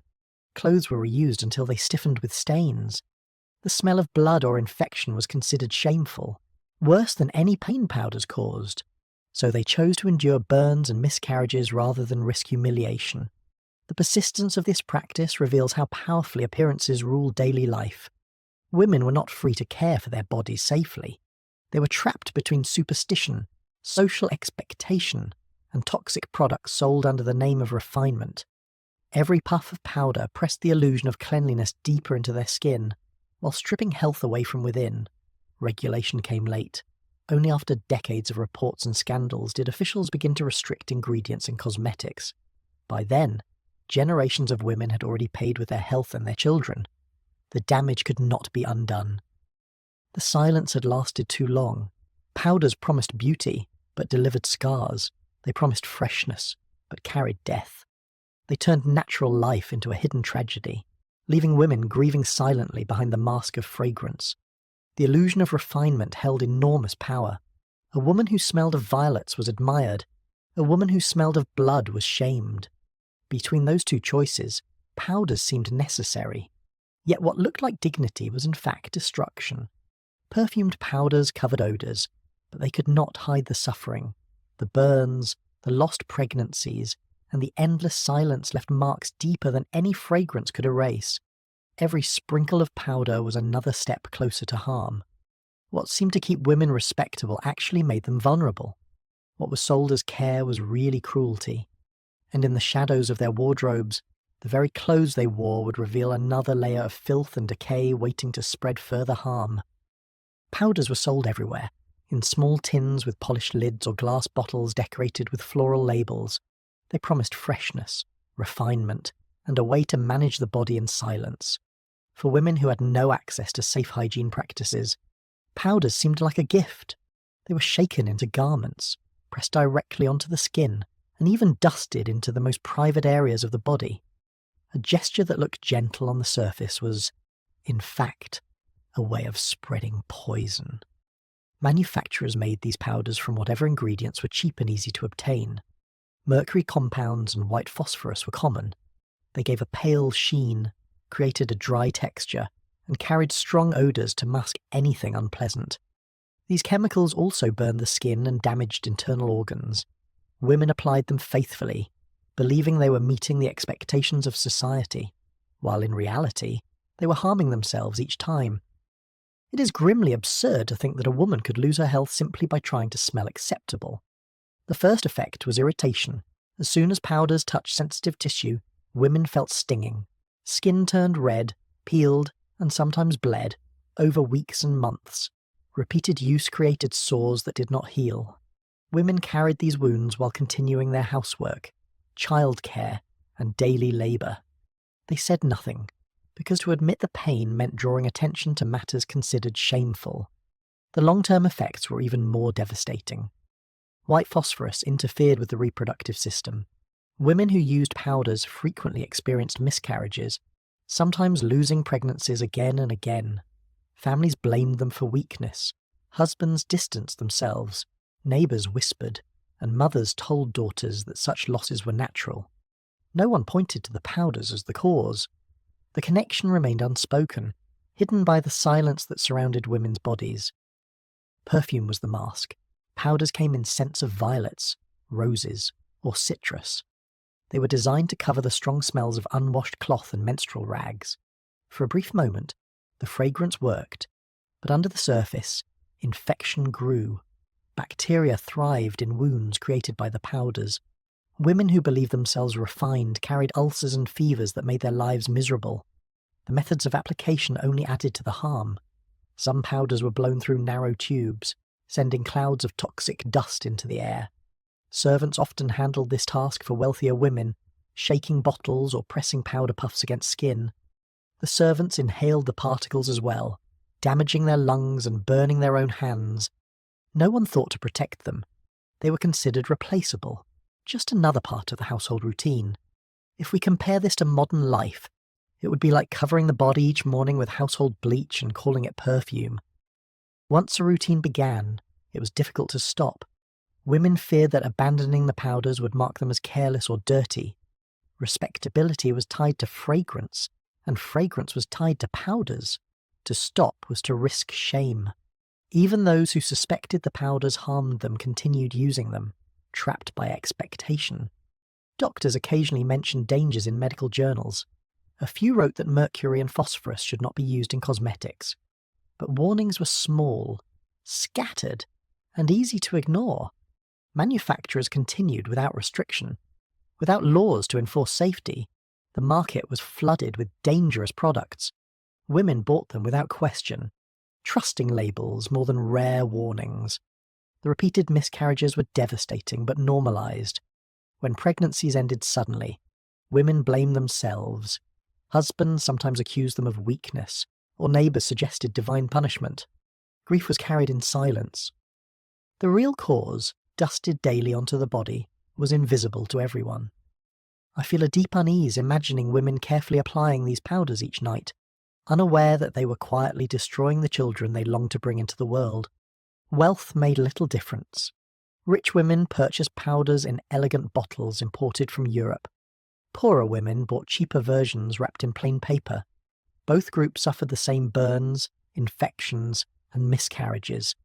The packaging looked different, but the contents were equally destructive. Respectability demanded the same routine across classes, and women paid the price equally. The suffering was hidden within households.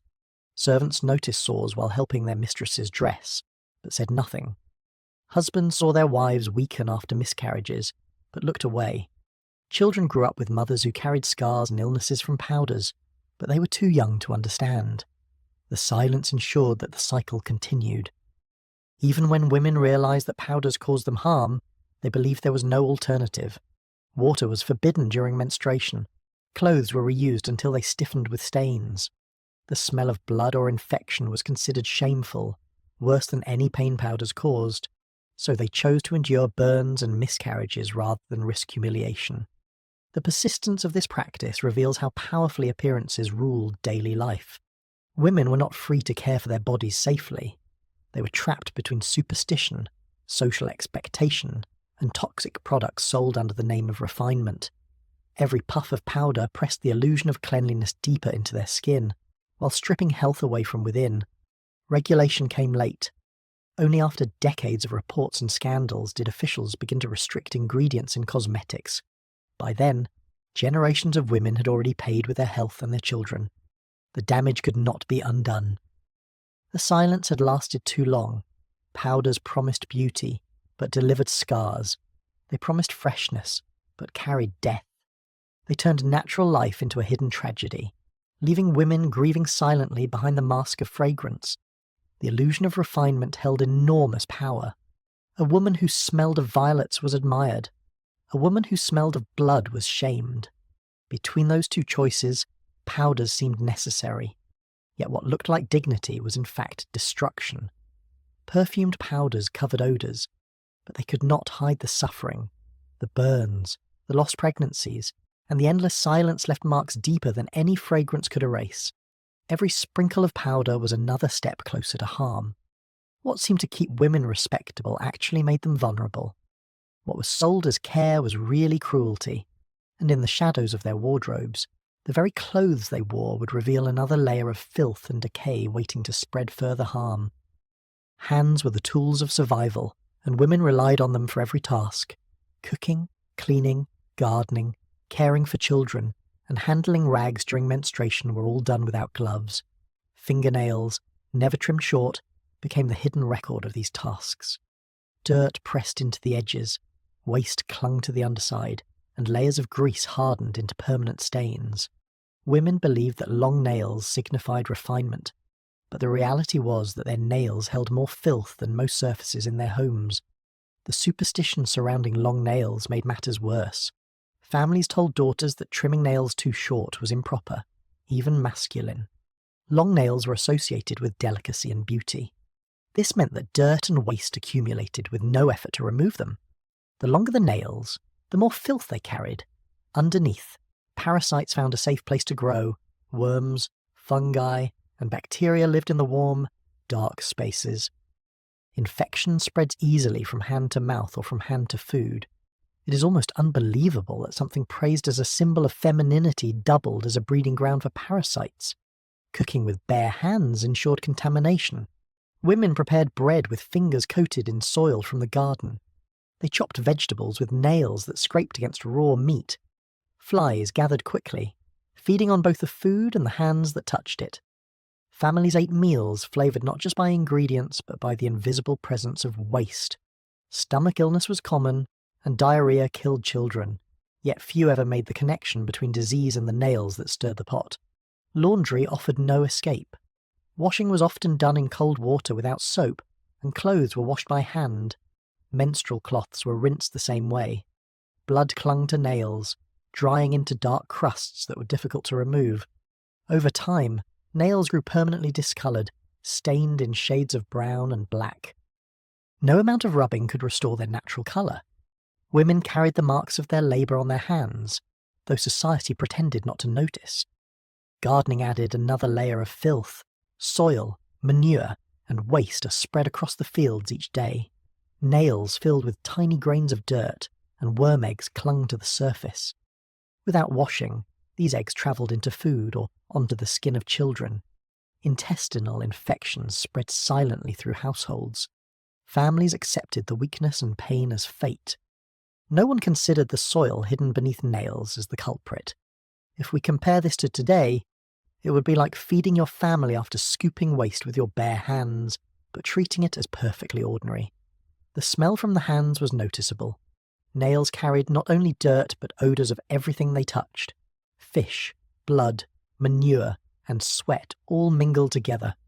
The scent lingered, following women as they worked, ate, and cared for children. It clung to fabrics and spread to food, yet it was ignored. To acknowledge it was to break the silence about the realities of daily life. Some women attempted to mask the filth with powders or perfumes. They dusted their hands with scented powders, believing fragrance was enough. The dirt remained underneath, hidden but alive. Worms and fungi thrived despite the smell of violets. The illusion of cleanliness was stronger than the truth. Families praised the appearance of refinement, never realizing that disease was spreading silently from hand to mouth. Children often suffered the worst. They ate food prepared by dirty hands and were cared for by mothers whose nails carried infection. Infants were especially vulnerable, touched constantly by fingers that had just handled waste or soil. Fevers came quickly, sometimes ending in death, yet no one questioned the cause. Families accepted illness as destiny, while continuing the same habits that spread it. The nails themselves became painful over time. Dirt pushed under the nail beds, creating pressure and infection. Swelling caused nails to thicken and crack. Some women developed fungal infections that turned nails brittle and foul-smelling. The sight was common, but it was never openly discussed. Women hid their hands when possible, covering them with fabric or folding them into their laps. Respectability demanded silence even as pain grew worse. Wealthier women were not exempt. They too avoided cutting nails, believing long fingers looked elegant. Servants prepared their meals, but the servants themselves worked with nails just as dirty. Food carried the same risks, whether served on silver platters or wooden boards. Disease crossed class lines easily. No one was safe from what lay beneath nails. Doctors noticed infections but rarely traced them back to hands. They treated symptoms with tonics or poultices, never addressing the source. The idea that nails could harbour disease was not widely understood. Without guidance, women continued their routines, spreading illness with each touch. The persistence of this problem reflects the silence surrounding hygiene. Women were expected to appear proper but were denied the means to stay clean. Long nails symbolised femininity, while soap and scissors were neglected. The contradiction defined their lives. Beauty was measured by something that carried danger. Families suffered together, but women carried the blame. When illness spread, they were accused of neglect, even though they followed customs faithfully. They endured the shame quietly, never realising that the very expectations placed upon them were the source of harm. I feel a deep discomfort imagining women accused of failure while they lived by rules that made cleanliness impossible. Over time, nails grew thicker with layers of filth, turning permanently dark. They told the story of labour, silence, and disease. Each mark was a reminder of the work done by hands that never rested. Yet society saw only whether nails were long enough to prove refinement. Health was ignored, and dignity was measured in dangerous ways. The story of nails reveals another layer of hidden danger in daily life. Women's bodies bore the evidence of poverty and labour, but customs turned it into symbols of grace. The truth lived under their fingertips, in dirt, waste, and disease that spread silently from family to family. What was admired as feminine was, in reality, destructive. What was praised as proper was, in truth, filthy. And what was demanded by society ensured that women carried disease at their very fingertips. Fingernails were not just a decoration. They were reservoirs of sickness, spreading harm through every touch. The silence around them allowed the problem to grow, leaving families vulnerable to illnesses they could not explain. The darkness beneath nails carried more than dirt. It carried the secrets of disease, hidden in plain sight, and while hands touched food and fabric each day, wardrobes themselves were becoming the next hiding place for rot and creatures no one dared to confront. Laundry was a task every woman faced, but how it was done revealed a world of neglect and superstition. Sunlight, which could have dried and purified fabric, was considered an enemy of beauty. Women believed that direct sunlight would darken cloth and ruin the appearance of their garments. To protect fabric, they dried clothes indoors, usually near smoky fireplaces or inside kitchens. The decision turned laundry from an act of cleaning into one of contamination. Clothes came out of the wash damp and were carried straight into environments filled with soot, grease, and mould. The bunched fabric absorbed every smell of the household, smoke from cooking fires, sweat from workers returning home, and the damp of poorly ventilated rooms all mingled together. The odour became a permanent feature of garments, one that could not be removed with the simple rinses women performed. When worn, the smell clung to skin, hair, and bedding. It announced itself in every social gathering, though politeness prevented anyone from mentioning it. It is oddly comical to think of women protecting the colour of their clothes while ignoring the stench that followed them everywhere. Underwear faced even worse conditions. Instead of hanging in fresh air, some women stored or dried their garments on chicken coops. Chickens picked at the fabric, pulling loose threads and removing lice or fleas clinging to the fibres. The practice was accepted as practical, even clever, but it left undergarments smeared with droppings and alive with new parasites. When worn again, the fabric scratched against skin, carrying both stains and insects. Moisture that lingered in poorly dried clothes created the perfect breeding ground for mould. Women dressed themselves daily in garments damp at the seams or shoulders. Mould grew silently, producing spores that irritated skin and lungs. Rashes and coughing became common, but no one connected them to clothing. The garments looked clean enough, and appearances mattered more than health. The absence of sunlight also allowed lice and fleas to survive unnoticed. Heat and light might have killed them, but darkness gave them protection. Clothing stored indoors or dried in corners of kitchens often carried live parasites into trunks and drawers. Women who thought they were wearing fresh garments were, in truth, wrapping themselves in fabric already infested. If we compare this to today, it would be like washing your clothes carefully and then hanging them to dry inside a smoky garage filled with animals. The smell of smoke was strongest in winter. Fireplaces burned constantly, filling rooms with soot. Clothes dried beside them turned grey and stiff. Women wore dresses and undergarments that smelled permanently of ash. The odour clung even after perfumes were applied, mixing with body odour into a sour, choking stench. Yet these garments were still considered clean. To suggest otherwise was seen as rude or ungrateful. Children carried the same burdens. Their small garments were dried in the same kitchens, absorbing the same filth. Babies wore shirts that smelled of mould and smoke, pressed against their delicate skin.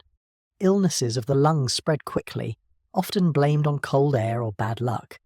The truth, damp clothes teeming with spores, was ignored. Families carried on as though nothing was wrong.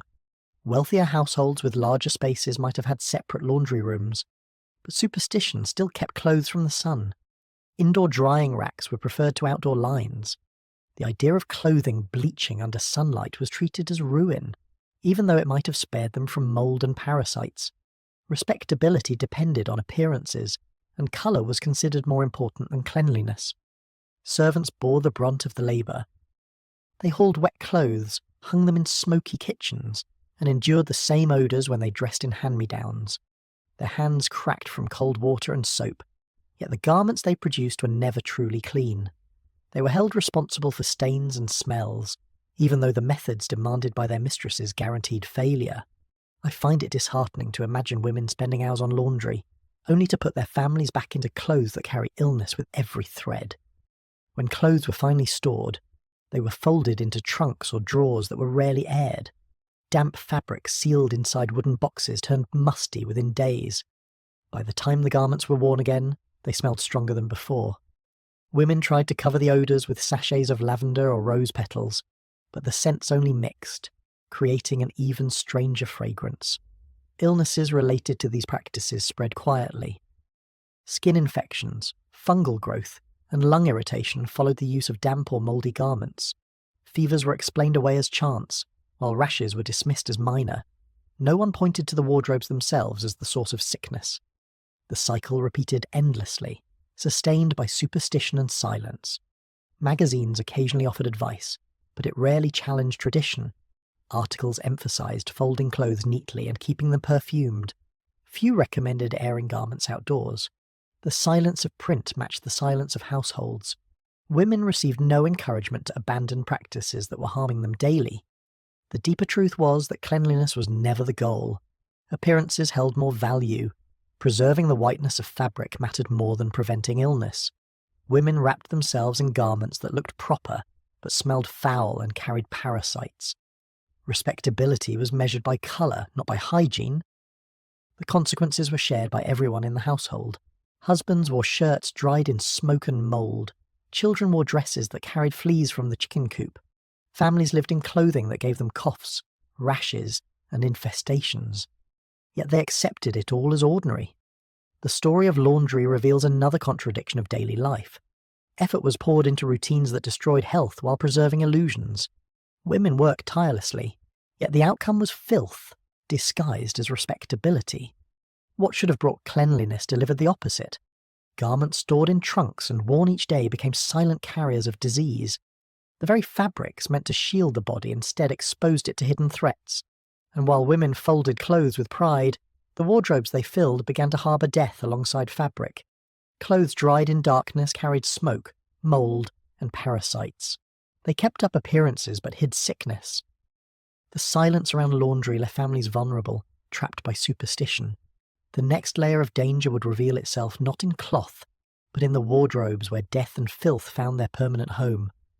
Shoes were prized possessions, often treated as symbols of status rather than tools for comfort. Women clung to their pairs of leather shoes through every season, no matter the condition of the soles or the state of their own feet. Inside these stiff and unyielding shells, sweat mixed with dirt, blood, and infection. The leather darkened from constant use, but instead of being replaced, the shoes were worn until they could barely hold together. What lay inside them was far worse than the cracked leather seen from the outside. Feet suffered endlessly within these shoes. Calluses formed on heels, blisters opened on toes, and nails turned black before falling off. Cuts and sores never healed properly because they were constantly pressed against hard leather. The dampness of sweat provided the perfect breeding ground for infection. Women walked through markets, churches, and gatherings with feet wrapped in silent pain. It is almost comical to imagine shoes polished for respectability while hiding feet swollen, bleeding, and infected inside. Blood often stained the inner soles, absorbed into the leather. Each step pressed the dried stains deeper, releasing odours of rot and sweat. Infection spread from one toe to the next, slowly turning entire feet into festering wounds. Yet these shoes were too valuable to discard. Families believed that ownership of leather footwear represented refinement, so women endured the suffering without complaint. The sharing of shoes between generations made matters worse. When one woman's shoes finally wore through, they were not thrown away.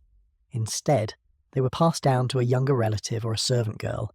These second-hand shoes carried not only wear and tear but also the invisible residue of infection. Blisters, fungi, and blood from one woman were transferred directly onto the feet of another. To the poor, it was seen as a gift, but in truth, it was a transfer of disease. The smell inside these shoes was overpowering. Rotting leather mixed with human blood created an odour that lingered in homes. Women sprinkled powders inside to mask the stench, but these only formed crusts that added to the discomfort. Mould sprouted in damp corners, and insects sometimes nested within. To wear them was to step into filth every morning. The construction of shoes at the time added to the misery. Stiff leather pressed hard against skin, offering no flexibility.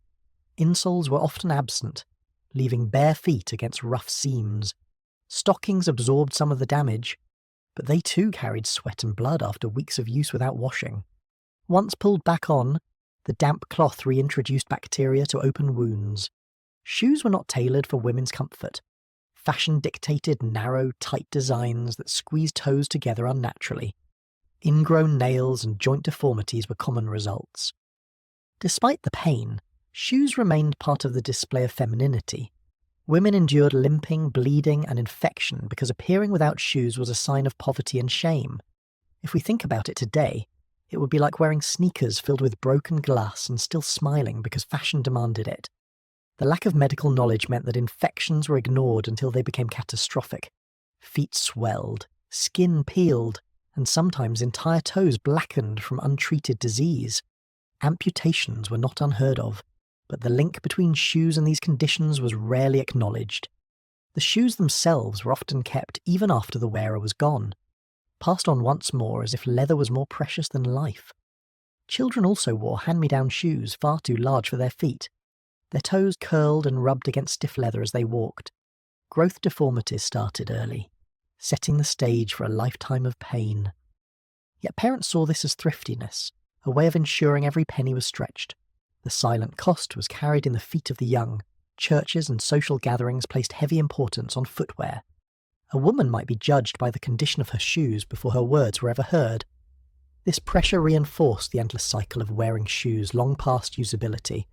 Families could not risk the shame of appearing barefoot or in patched cloth shoes. Leather was worth more than health, and so women endured. Inside homes, shoes were rarely cleaned. Mud from streets hardened around soles, while the insides remained damp and stained. The smell of infection was masked by perfumes sprinkled onto feet before gatherings, but these scents only mixed with rot. Respectability once again meant silence in the face of filth. Shoemakers contributed little to improvement. Their goal was durability, not comfort. Hard leather guaranteed long use, even as it destroyed feet. The more rigid the design, the more it was praised for quality. Few considered the agony it caused. For the poor, second-hand shoes offered no relief. They inherited not just leather but the diseases of strangers. Diseases linked to shoes were rarely traced back to them. Ulcers, fevers, and even blood poisoning were common, but no one blamed footwear. Instead, weakness or divine punishment was assumed. This blindness allowed the cycle to continue unbroken, trapping generation after generation in the same misery. I cannot help but shudder at the thought of women walking with dignity, while each step pressed infected wounds deeper into rotting leather. The wardrobe of the Victorian woman was already dangerous, but shoes carried their own special horrors. They were symbols of refinement that masked suffering, items of pride that carried blood, rot, and disease. Families placed shoes above health, ensuring that the cycle of pain continued without end. Shoes became prisons for feet, sealed boxes of sweat, blood, and infection. Women stepped into them each day, believing they were preserving respectability, while in truth they were binding themselves to suffering. Even in death, shoes sometimes outlived their owners, passed down like treasures while carrying the hidden remains of decay. The story of these shoes is more than a detail of fashion. It is a portrait of how health was sacrificed for appearances. Women carried their agony silently, one step at a time, until their feet gave way. And when they did, the shoes continued on, ready to imprison another pair of feet. Shoes polished on the outside but rotting within reveal the cruel irony of Victorian respectability. They were symbols of refinement that carried disease in every seam. What came next was not about the feet, but the head, where even the hats women wore turned into nests of parasites and hidden filth. Hats were more than simple accessories. They were essential parts of a woman's appearance, signalling respectability, modesty, and social class. Every woman owned at least one, and wealthier households filled their closets with elaborate headpieces decorated with ribbons, feathers, or lace. But beneath these ornaments lay a disturbing reality. Hats, lined with wool and rarely cleaned, provided the perfect home for vermin. Rodents and insects thrived inside these dark, damp spaces. Women wore them with pride, never realizing they were placing nests of filth directly on their heads.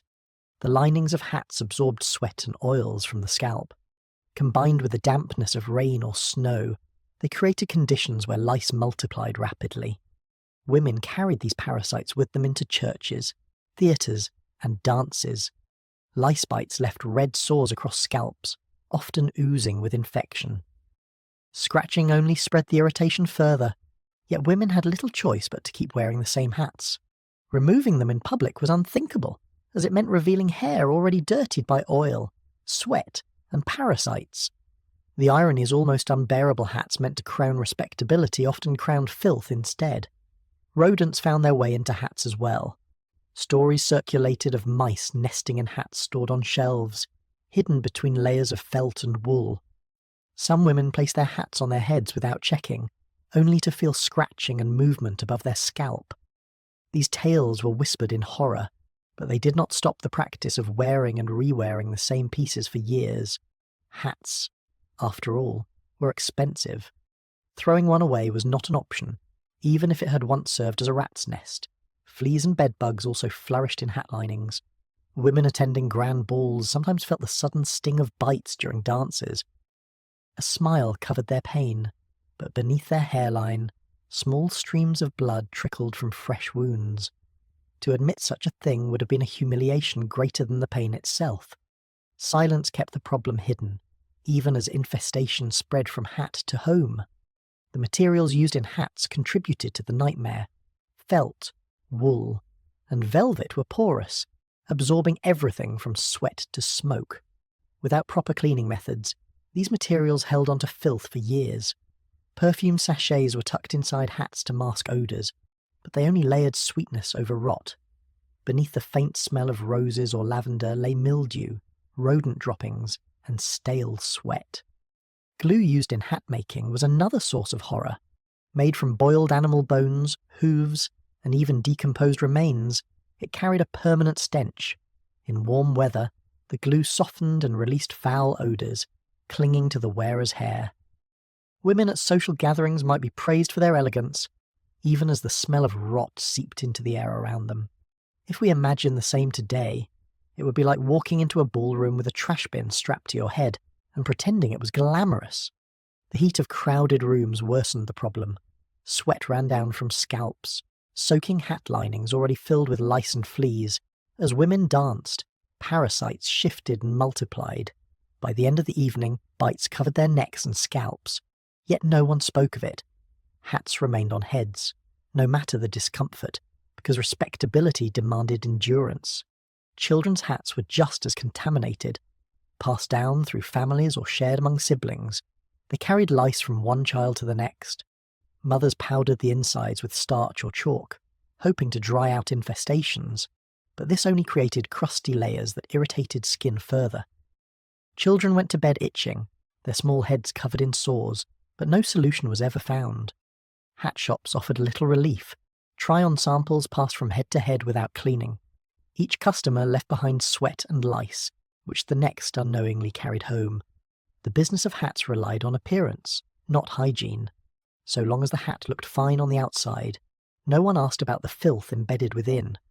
Doctors of the time treated sores and scalp infections with ointments, but they rarely considered hats as the cause. Women were told to keep their heads covered for modesty, and so the cycle repeated. The parasites never disappeared. The glue continued to stink.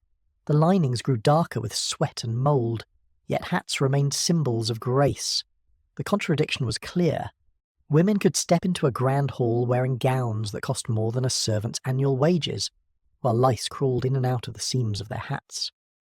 Appearances were everything, even if they meant enduring parasites and rot in silence.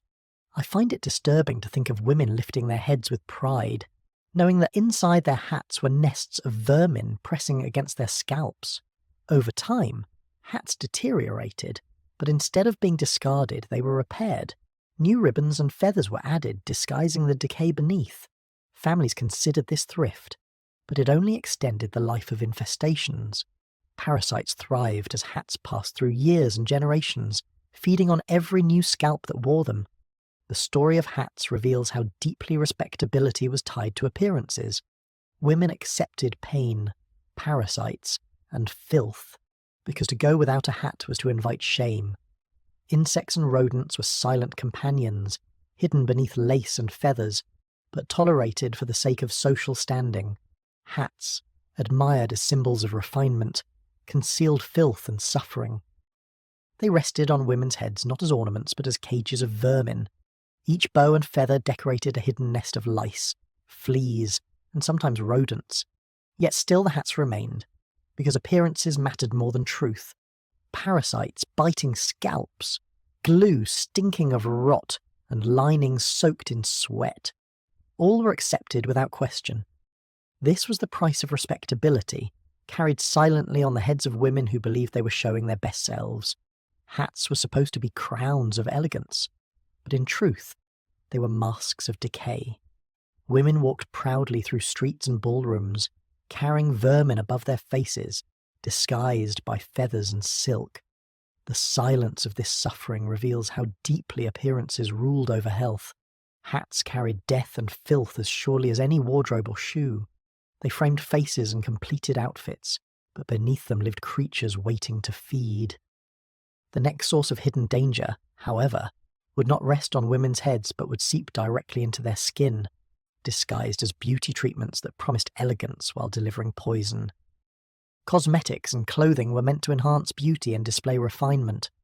To Victorian women, they were as essential as food or shelter. But behind the powders, perfumes, and layers of fabric lay a slow process of decay. Each application of paint or lotion pushed toxins deeper into the skin. Every layer of fabric trapped sweat and disease. Women who prided themselves on cleanliness and elegance were, in truth, silently poisoning themselves. Face powders were among the most dangerous products. Many were made with arsenic, lead, and mercury. These powders created a pale, flawless look that society valued as purity. The whiteness of skin was not only fashionable but also tied to class, as pale faces suggested a life away from physical labour. Women spread the powder generously, ignoring the rashes, sores, and burns that developed over time. Some powders even caused hair loss and tooth decay, yet the pale mask remained a standard of beauty. It is grimly ironic to think that women painted their faces with poison to look alive while their bodies grew weaker each day. Perfume was another tool of deception. Rather than being distilled from safe flowers, many perfumes were made with chemicals that irritated the skin and lungs. Women dabbed these scents on their necks, wrists, and clothing to disguise the odours of unwashed bodies and mouldy garments. The fragrance lingered in rooms, covering the stench of rot. But behind the sweet smells were lungs filling with toxins and skin covered in red patches. Doctors often noted strange respiratory illnesses among women who wore perfumes daily, but few connected the dots. Clothing contributed to the process of self-destruction. Fabrics were rarely cleaned properly, and dyes often contained toxic metals. Dresses soaked up sweat and blood, then released these into the skin as they were worn again and again. Corsets rubbed against sores, pressing bacteria into wounds. Lace and velvet trapped dust and mould. What looked glamorous on the outside was filth pressed tightly against flesh. Lotions and creams were no safer. Advertisements promised youth and vitality, but many of these mixtures contained strong acids or animal fats gone rancid. Women rubbed them into their faces, hands, and arms, believing they were nourishing their skin. Instead, the lotions burned and scarred. Some left skin raw and bleeding. Still, women bought more, convinced that beauty came from endurance. If we compare this to modern times, it would be like applying cleaning chemicals to your face every morning and calling it skincare.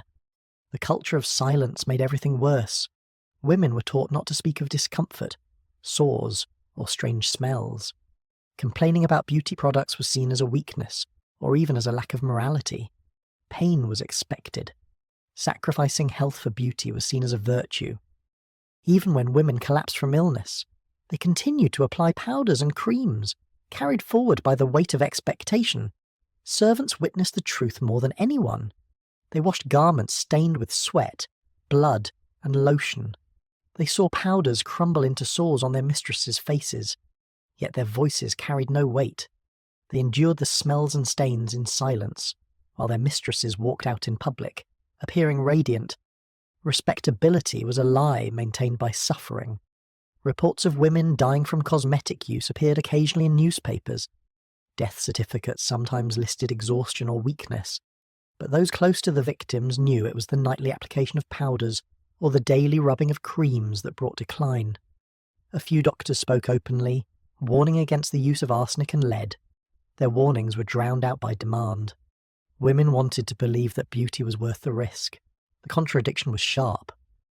A society that valued morality and order encouraged women to smear their faces with poison and wrap themselves in infested cloth. The empire claimed cleanliness and refinement, yet its women died slowly from practices called beauty.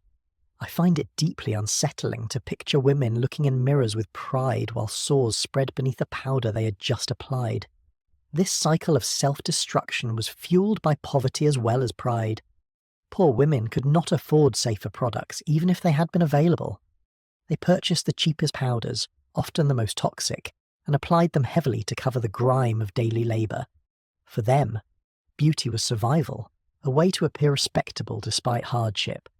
Their suffering was invisible because it was expected. Children also felt the impact. Mothers applied powders to their daughters, teaching them that pale faces were more important than health. Girls grew up with poisoned skin before they understood what it meant. Entire generations inherited not just clothing and customs, but the slow poisoning of their bodies. Hygiene rituals were woven into daily life without question. Women opened wardrobes filled with mouldy garments, dabbed perfumes on their necks, and pressed powders into their faces before stepping into the streets. Each action was a step deeper into illness, but each was considered necessary. To appear without them was to risk ridicule and shame. The slow destruction of bodies through beauty rituals reveals how powerful social expectations were. Women believed they were improving themselves, but every gesture shortened their lives. Their beauty was a mask of decay, admired in public while hiding sores, sickness, and weakness in private. By the end of many lives, skin was scarred, teeth were blackened, and hair had fallen out. Yet the illusion of beauty was maintained until death. Bodies placed in coffins were often powdered one final time, painted in whiteness even as decay set in. The lie of refinement was carried into the grave. Cosmetics and clothing created a surface of elegance but a buried truth. Underneath each gown and behind each powdered face was illness growing unchecked. The silence that surrounded this decay made it even more dangerous.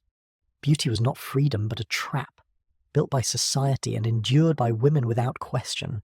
Women lived and died beneath masks of poison, convinced they were honouring dignity. Their bodies carried the scars of lotions, powders, perfumes, and filthy fabrics, all in the name of respectability. Each gesture that appeared to lift them higher only dragged them further down. The story of beauty in this time is one of contradiction. It was a mask that concealed decay, a set of rituals that led to sickness and death. Women carried the empire's image of refinement, but their flesh told another story, one of silent destruction. They stepped into society with powdered faces and perfumed gowns, hiding the sickness growing inside them. Beauty appeared to crown them with grace, but beneath it lay a body rotting slowly. The next layer of horror would be found not in cosmetics or clothing, but in the very air of their homes, where poisons and filth drifted quietly and settled on every surface. Underwear was supposed to be the layer closest to the body, offering some degree of softness and modesty. In practice, it was often the opposite. Many women wore pieces made from recycled wool taken from horse blankets, old saddles, or stable coverings. These fabrics carried the marks of their former use. They were coarse to the touch, heavy with odours, and sometimes still held fragments of hair or insects. Women pulled these garments onto their bodies each day, telling themselves they were fulfilling the duty of decency, but they were really pressing filth directly against their skin. The stench was overwhelming. Wool that had absorbed horse sweat and manure retained those smells no matter how many times it was rinsed. Heat from the body released the odours again, filling homes and markets with faint but constant traces of stables. Women carried this smell with them into every social space. It clung to their skirts and spread across their bodies. It is almost absurd to imagine women being praised for refinement, while their most intimate clothing still smelled of horses and dung. Summer made the suffering worse. Coarse wool trapped heat and moisture in the most sensitive parts of the body. Skin quickly became raw, itchy, and blistered. Rashes spread across thighs and hips, and sores opened where the fabric rubbed hardest. Some women lost patches of skin from the constant irritation, yet they continued to wear the same garments. Underwear was not seen as something to change frequently. It was expected to last for years. Parasites thrived in these conditions. Lice and fleas nestled into the folds of fabric, feeding on the warmth and dampness. Women scratched themselves raw in private but remained silent in public. Doctors who examined patients often found infestations that began in the undergarments and spread outward.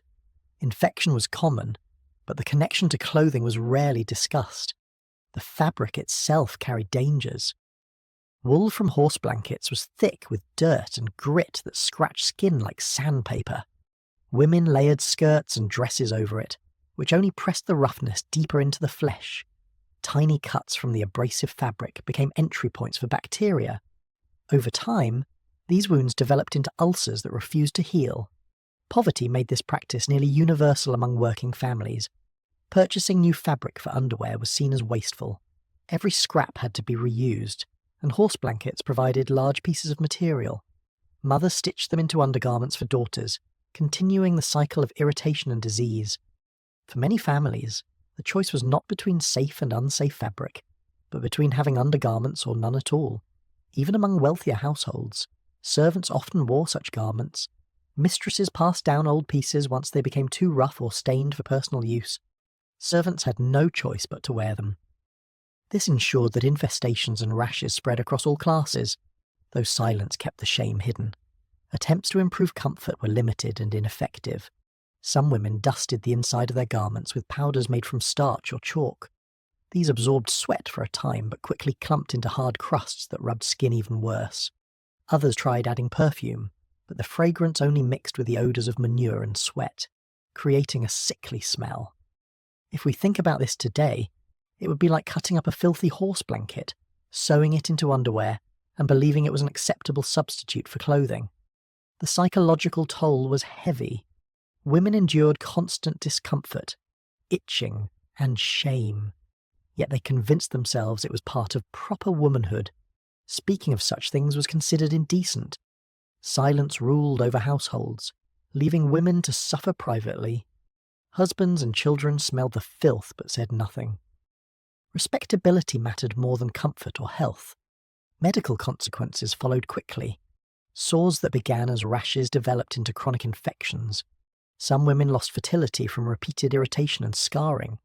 Doctors sometimes recorded cases of inflammation of the womb, without understanding that the cause was the daily contact of filthy fabric against the skin. These silent injuries added to the already short and painful lives of many women. Laundry practices did not help. Garments were rinsed in cold water, rarely boiled, and almost never exposed to direct sunlight. Parasites survived the wash. Odours remained. Women pulled the same underwear back onto their bodies, now damp and stiff, believing they had done their duty. The reality was that nothing had changed. Children faced the same conditions. Young girls were given miniature versions of the same undergarments, stitched from scraps. Their delicate skin suffered even more quickly. Rashes became infections, and discomfort became normal before they were old enough to question it. Generations inherited not only fabric, but also the pain and shame attached to it. The cycle of using horse blankets for underwear illustrates how poverty and respectability collided. Families were trapped between the need to appear proper and the lack of resources to secure safe materials. The body paid the price. Flesh broke down under the weight of coarse fabric, while silence ensured the suffering continued. I cannot help but feel disturbed at the thought of women stitching together old stable cloth, knowing exactly what it smelled of, and still placing it against their most vulnerable skin. Society's obsession with appearance played its part as well. Undergarments were rarely seen in public, but their very existence symbolized modesty. To be without them was to invite shame. This pressure forced women to endure filth rather than abandon the garment altogether. The illusion of morality mattered more than the reality of health. Over time, the wool fibres broke down further, releasing even more dirt and pests. Pieces were patched and repatched, never truly discarded. Some women wore the same undergarments for decades, their bodies scarred from constant contact. The garments decayed along with the flesh that wore them. The truth was simple but devastating.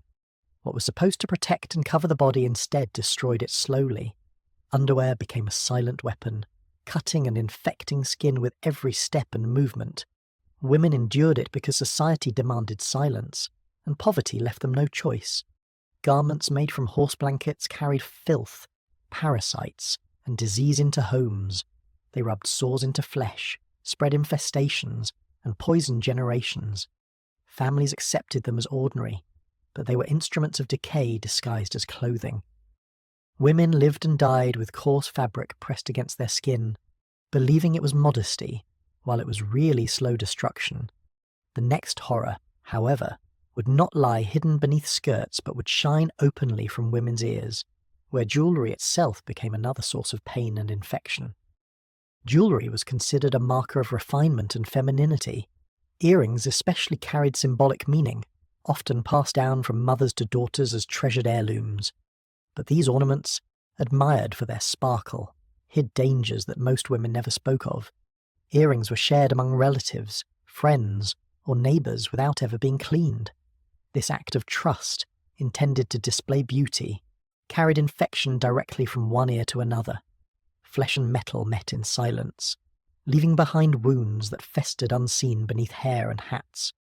The holes pierced into the ears were already vulnerable.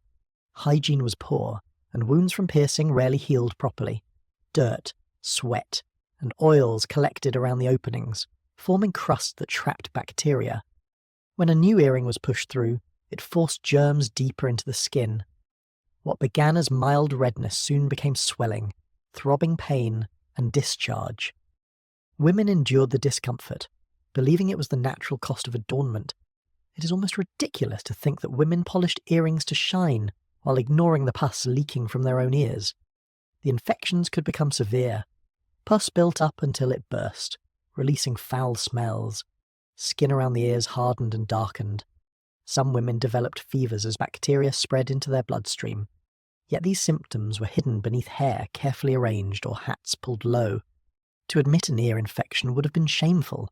suggesting a lack of cleanliness or weakness. So the silence continued.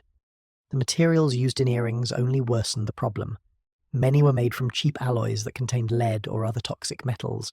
These corroded with sweat, leaving green or black stains on the skin. Over time, constant exposure to such metals caused discoloration, rashes, and even neurological problems. Wealthier families with gold or silver earrings fared somewhat better, but even these were not free of risk. Without cleaning, even the most expensive metals carried bacteria from one ear to another. Women often wore earrings continuously, never removing them even at night. This meant wounds never had a chance to dry or heal. Moisture and dirt remained trapped around the pierced holes. The skin broke down further, and new layers of infection began. Some women developed thick scar tissue that distorted the shape of their ears, but these changes were hidden beneath hair, never spoken of, and rarely acknowledged in polite society. Sharing jewellery was a common practice. A cousin might borrow earrings for a wedding, a neighbour for a church service. The act was seen as generosity, but in reality, it spread infection from household to household. Each new wearer pushed the same contaminated metal through their flesh, carrying bacteria with it. Infections travelled silently through communities, leaving women with swollen ears and scarred tissue. Attempts at cleaning were minimal. Some women wiped their earrings with cloths already dirty from other chores. Others dipped them briefly in water, believing this to be enough. True sterilisation was unknown. The germs remained, invisible but deadly. Families passed earrings down as symbols of continuity, never realising they also passed down infections that scarred bodies for generations. Doctors occasionally treated severe ear infections, but they often dismissed them as minor. Women were given ointments that soothed the skin but did not address the root cause. Once symptoms subsided, earrings were reinserted, and the cycle began again. Medicine of the time was ill-equipped to confront the hidden dangers of everyday adornments. The pain was constant but normalised. Women expected tenderness and swelling around their ears. Some accepted the throbbing as part of beauty. Jewellery was tied to dignity and respectability, so removing it was rarely considered an option. A woman without earrings might be seen as poor or careless. The illusion of elegance mattered more than the reality of health. Children suffered as well. Girls were often pierced at a young age and immediately given earrings made from the same recycled metals. Their tender skin swelled quickly, leaving them crying in pain. Mothers reassured themselves that the suffering was necessary, part of growing into womanhood. Infections that left scars were simply endured, hidden under long hair as the girls grew older. If we compare this to modern times, it would be like handing down toothbrushes from one person to another and calling it a family tradition. The symbolism of earrings added to the silence. They represented family ties, femininity, and continuity. To speak against them was to challenge cultural values. So even when infections grew severe, women continued to wear and share them. Their dignity was displayed through ornaments that quietly destroyed their health. The appearance of beauty in public masked private misery. At social events, women smiled and turned their heads with grace, while under their hair, pus dripped and sores throbbed. No one mentioned it. No one dared to ask. The elegance of the surface was preserved at any cost. I find it unsettling to imagine women carefully adjusting earrings in mirrors, ignoring the dark stains and swollen flesh that told the truth. This contradiction captured the essence of daily life. What society praised as refinement often brought decay. Jewellery, like powders, perfumes, and garments, was another mask of respectability that hid the cost in flesh and blood. The pain of infected ears was part of a larger cycle in which beauty was purchased with suffering. Over the years, scars thickened and ears became misshapen. Some women lost sensation in parts of their ears, while others had permanent discoloration. Yet earrings remained a part of their daily attire until death. Coffins sometimes contained bodies still adorned with earrings, the ornaments shining while the ears beneath them were marked by years of infection and scarring. Earrings were meant to symbolise beauty, but they carried hidden poison. They spread infection silently, scarring bodies while preserving appearances. The women who wore them carried pain beneath their smiles, another reminder of how refinement was built on silent suffering. Ornaments meant to elevate beauty became tools of destruction. The glitter of earrings distracted from the pus and scars they caused, and as women continued to wear them proudly, the truth remained hidden beneath ribbons, hair, and silence. Earrings that sparkled in candlelight also carried disease in their metal. Women endured the pain to maintain dignity, never speaking of the sores.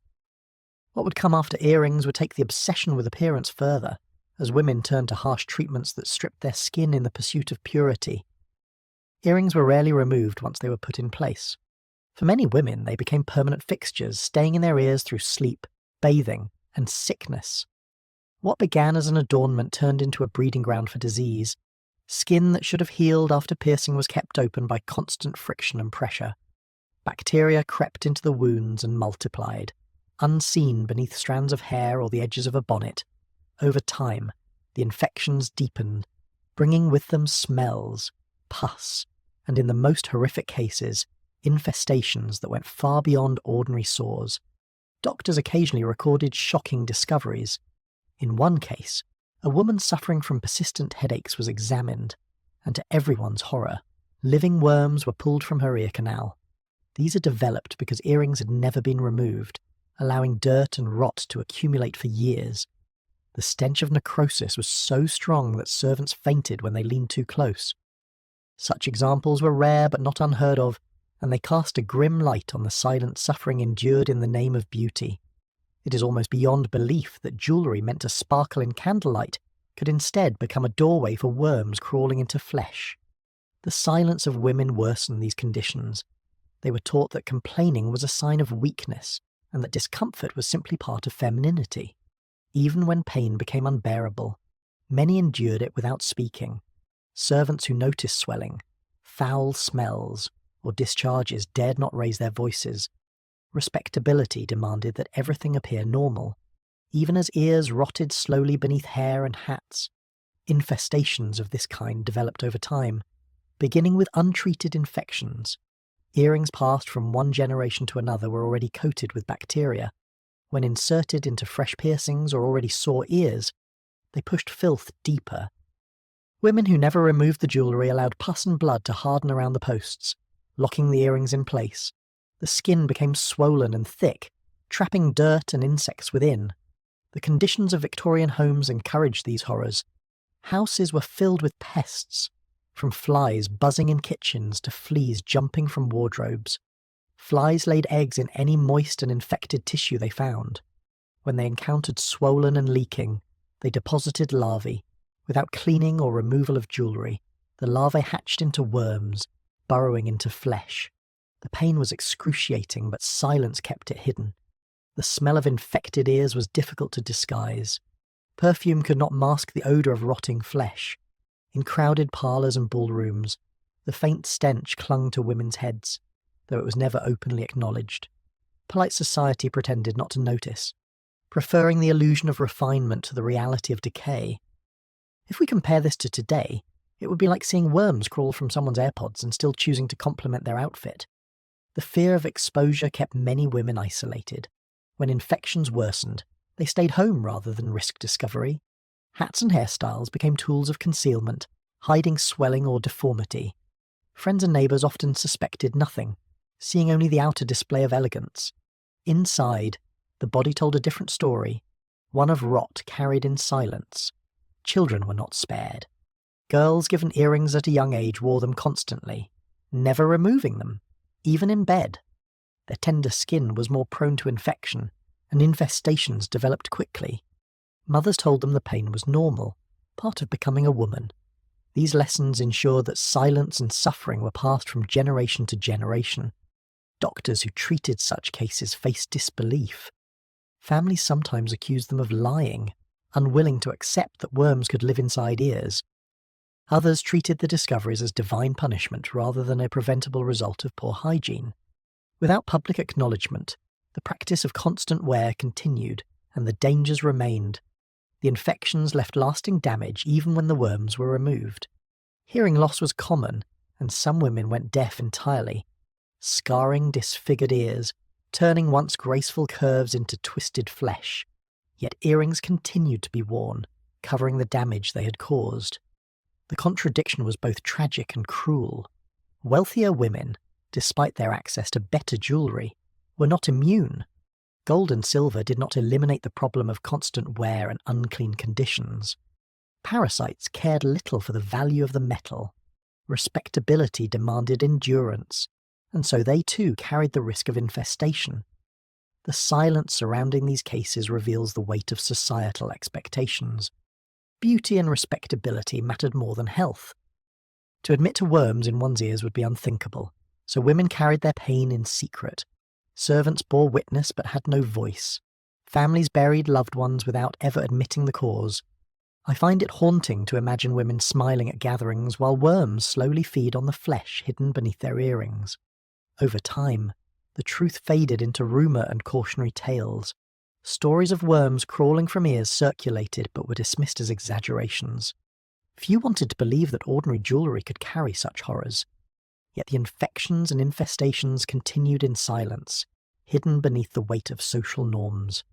The story of worms in women's ears reflects the extreme costs of silence and appearance. Earrings, symbols of continuity and refinement, became instruments of decay. The women who wore them suffered quietly, punished for prioritizing dignity over health. Earrings that gleamed in daylight also carried dirt, pus, and parasites. They were not simply ornaments, but carriers of disease. And yet, even after the most shocking cases, the practice continued. Women endured the risk because society demanded that they remain adorned. Jewellery that should have been a mark of grace became a channel for worms and rot. Behind the polished surfaces lay festering wounds, hidden by silence and perfume.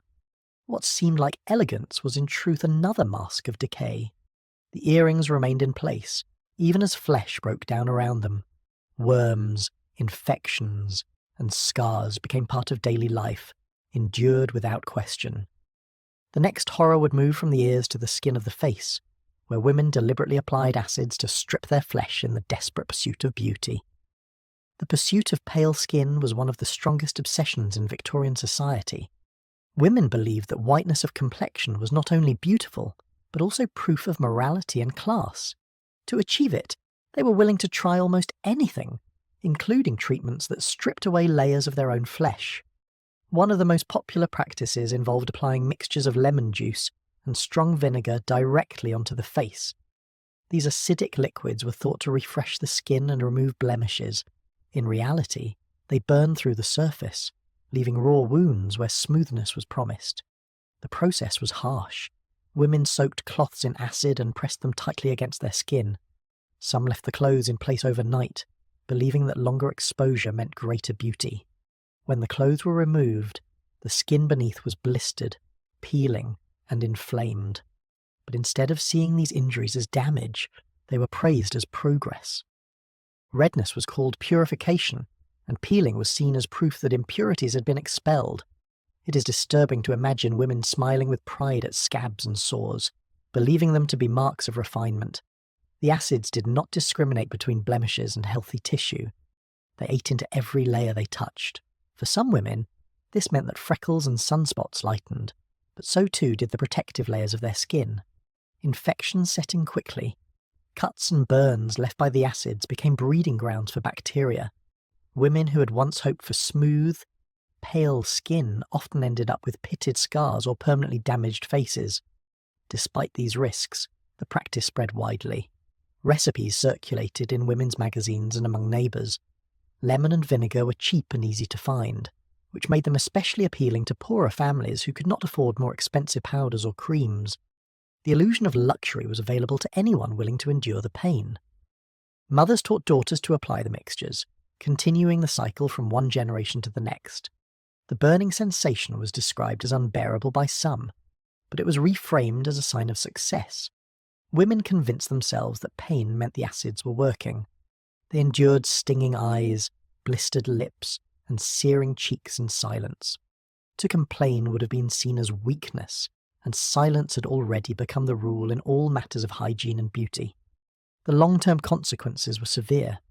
Layers of skin lost to repeated treatments left nerves exposed. Some women developed chronic pain that never subsided.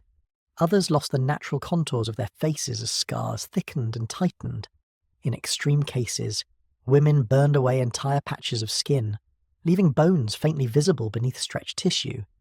These results were not whispered as cautionary tales, but were often ignored altogether, brushed aside in the name of vanity. Doctors saw the results often enough. Patients came to them with infections that spread from facial wounds, sometimes threatening their lives.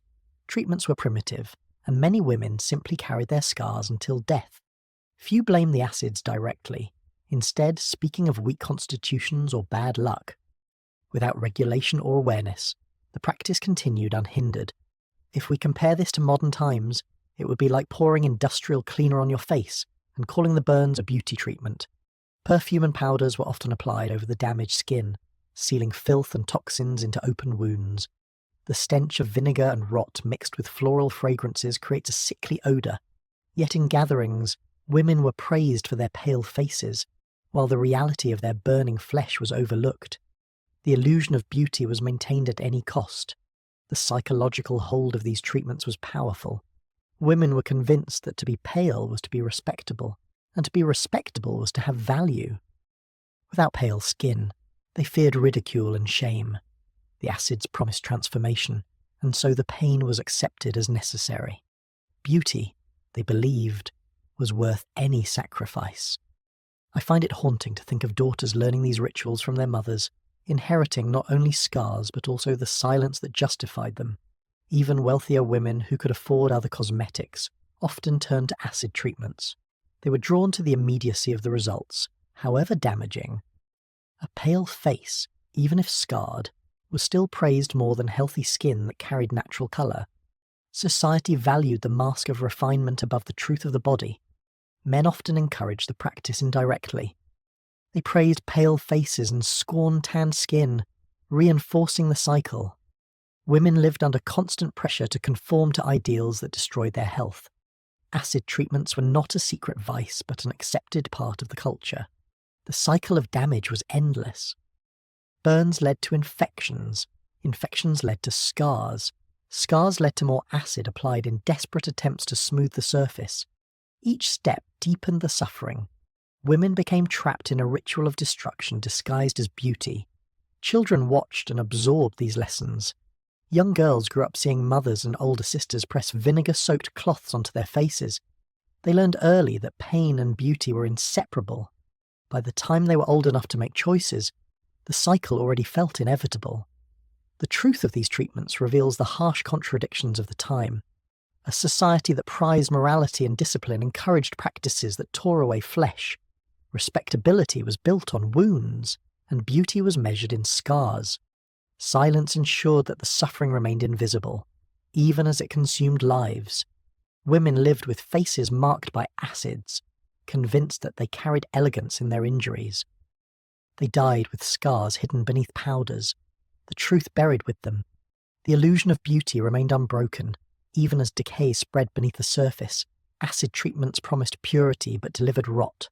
They symbolize the destructive power of appearance over health, and they remind us that the pursuit of beauty, when guided by silence and social pressure, can become indistinguishable from self-destruction. The faces of women glowed pale in candlelight, but beneath the surface their flesh was raw and scarred. What came after these treatments would be even more chilling, for it was not hidden by cloths or perfumes but revealed itself at death, when bodies betrayed the slow poisoning they had endured all their lives. Death revealed what daily life had hidden.